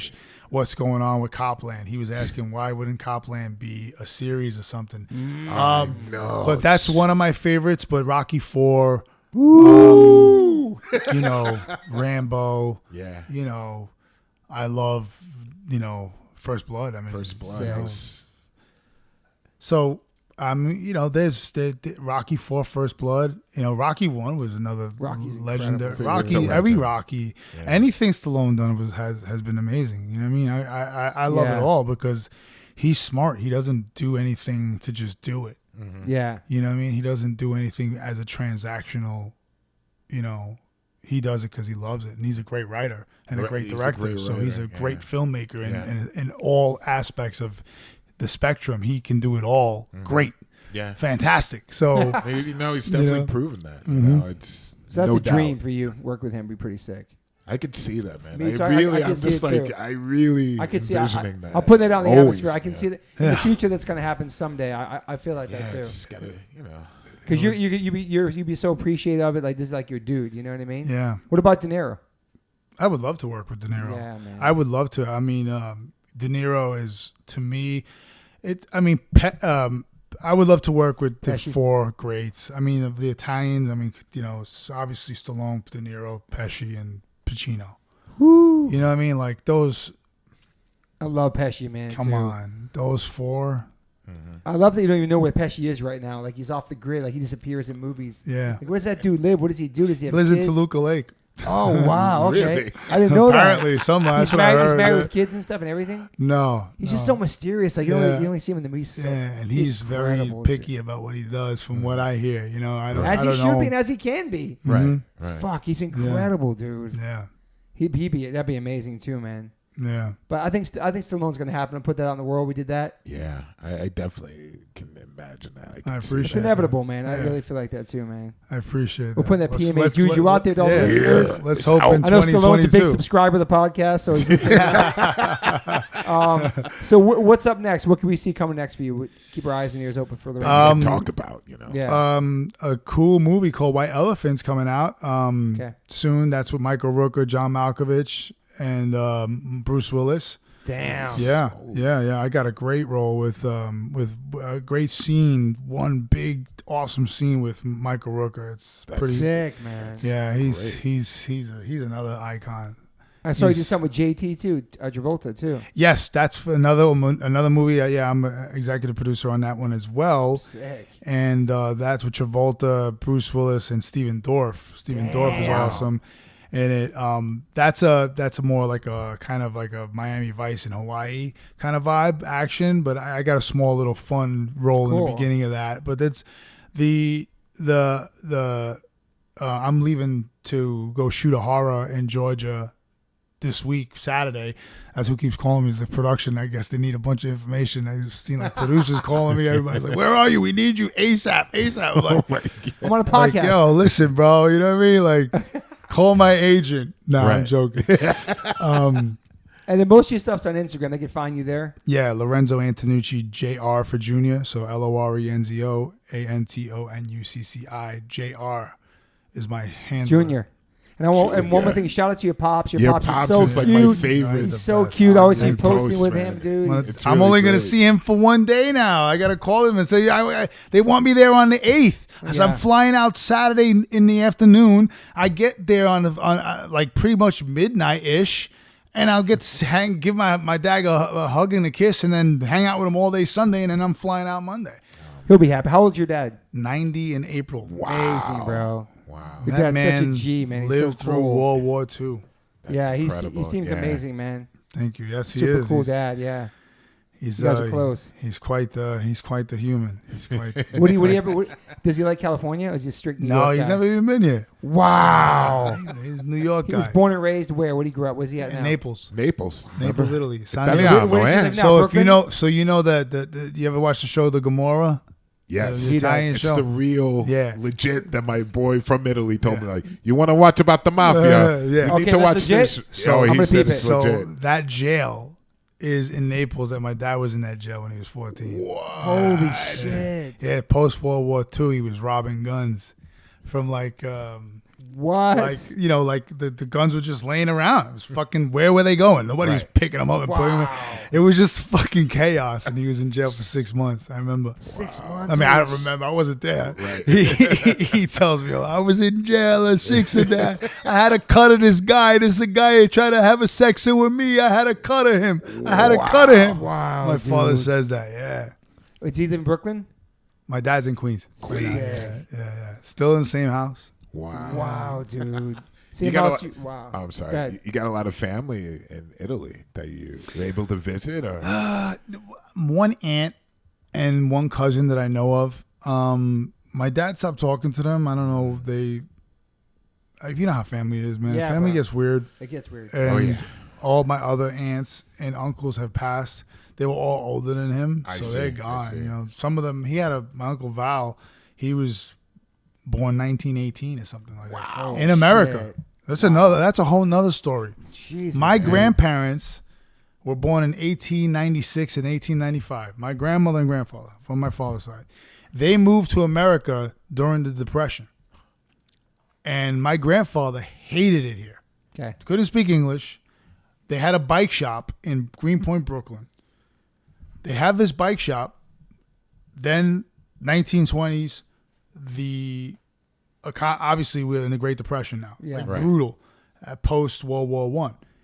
And my Uncle Val and my Uncle Annette, my Aunt Annette, both were born in America. Okay. So my grandfather was like, we're packing up, we're getting out of here. They get on a boat, no fucking plane. They get on a boat. Mm-hmm. They fly. They take the boat back to Italy. He spits at the Statue of Liberty. My grandfather. That's fucking Angelo Antonucci, my grandfather. Wow. Right? He spits at the fucking Statue of Liberty, the sick man. He was mad. And obviously. World War II breaks out. Wow. And now they have my mom. I mean, they had my father in 1932. My Aunt Nina, she was born like 28 or something like that. And then Florida, I was born like in like the later 1930s, right? She's the youngest daughter. They were born in Italy. So they were Italians. So when World War II came and happened, everybody was trying to flee Europe and go to or South America, New York, or whatever. So my Uncle Val and my Aunt Nina went to America because they were born. They were American citizens. Yeah. And my grandmother told my father, my father, it's your fault that we don't go. You spit at the Statue of Liberty. That's why we cannot go. We cannot go. They had to be in fucking deal with the World War II, man. My father. Imagine that. Story, I mean, dude. Imagine that. Fuck. That's my father telling me these things. Like, you can't make that up. I mean, that's a movie, dude. Yeah. It's a fucking movie. Fuck, man. That's a great fucking story. Yeah. Crazy how that is real. Mm-hmm. And you know, when you hear from a man who's lived 90 years telling you these stories, it's incredible, man. And you're just like, man, what was my grandfather doing in 1905? What the fuck was he playing with on the floor? Like, what was he doing? It's just a whole other world of like, damn, like, we had nothing, point nothing. Then my father comes here and he still has, a decent life making $400 a week. You know what I mean? Like, what the hell is that? You know what I mean? And that's how we lived. Fuck. And then, to be coming out of, all these different, tiers of, getting to a better place, Yeah. But there was an interesting thing that a man was saying, with generations of life, and I don't want to botch it, but it was beautiful because he's like, my grandfather used to tell me that your son's gonna have a Nissan, say, and then my grandson's gonna have a nice Benz, and then my great grandson's gonna have a Ferrari, and then his grandkids are gonna have nothing. Wow. Because strong men make. Man, I'm botching it. I'm killing it. I'm destroying. It's such a great way to end the podcast. Yeah, too. but it's like strong. Like I have it on video. I could play it, and then that's just I have it on video. I know I have it on video somewhere. Strong men make.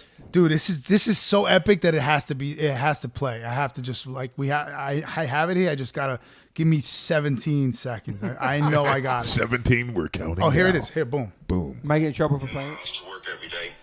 My father walked 5. I'm driving a Cadillac. My son is in a Mercedes. He said my grandson will be in a Ferrari.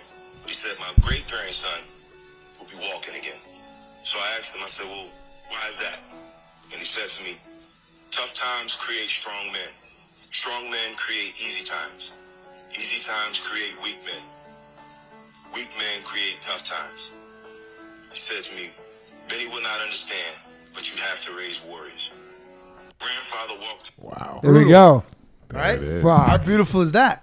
That's beautiful. Yeah. That's a good way to end this episode, too. It's a beautiful statement. Absolutely. Any questions more for Mr. Lorenzo with the benzo? Mr. Antonucci? Antonucci. I think I've had. I think he's answered all the questions that I've had. Yeah, it was awesome, dude. Thank you so much, this man. This has been amazing. Long overdue, man. I really appreciate overdue. you, dude. Yeah, thank you for having me. I'm psyched for your journey. I'm psyched everything. Yeah, man. See what happens next with you. You know what I mean? Thank you. Appreciate it. Awesome. Thank you so much. And I always have to compliment people on their hairline. And their hairlines. You have a great fucking hairline. Oh, thanks, dude. Thanks. Yeah. You have natural, wonderful hair. We have hair envy. You got a great hairline, dude. And you look young too. You're aging really well, man. Yes, that's that true. sobriety is really working for you that too, man. That straight edge stuff seems to be working. Yeah, wonders dude. for you. Well, your hair is good, man. Your hair is good. Little sun's gonna help. Thank you for my hair. Yeah, it's great. Good fucking hair. I love shouting out hairlines on here. I gotta thank my father for that one. Yeah, he's still got a strong head. He does. That's sick. say. Dude, he's That'll got a help. hairline, man. That'll help. And your grandfather too, whatever they He's say. got a So- great hairline. Look at this guy, man. He's got a great hairline. Look at that. He's still got hair. Oh yeah. Oh yeah, you're dead. 90 years, Chilling. 90 years old. Chilling. That's inspiring. Yeah. Chilling. I'm either gonna tattoo my head or get plugs. Okay, everybody. Thanks for listening. Thank you for having me. Thank you, Lorenzo, man. Thank you. That was awesome. That was Peace. great. Yo, people always ask me what kind of frames I'm rocking. I've been rocking Caddis for a couple years. They make amazing progressive readers, which I wear. Also, they make sunglass readers, anti-glare, anti-smudge coating, anti-scratch, and anti-aging. That's why I look mad young when I wear them. I'm just kidding. But they make amazing frames. Caddis, so stoked to have you guys part of the podcast. You can go to caddislife.com/Toby10 and get $10 off your first purchase. Stoked. Thank you, Caddis. Welcome to the fam. Yo, Liquid Death, thank you so much for hydrating all my guests, taking care of me and my family and my friends. Love your water, love your brand, love what you stand for, love what you give back to the community. If you want to learn more about Liquid Death and how it started, listen to episode 115 with the co-founder, owner, and creator of Liquid Death, Mike Cesario. Just a punk rock skateboarding kid from Delaware with a dream. It's an incredible story, incredible journey. They have now blessed me with my own code. So if you go liquiddeath.com/Toby, you get free shipping on any items you order from liquiddeath.com. Thank you so much, Liquid Death. Death to plastic, murder your thirst. Stay hydrated. You know H2O saves lives.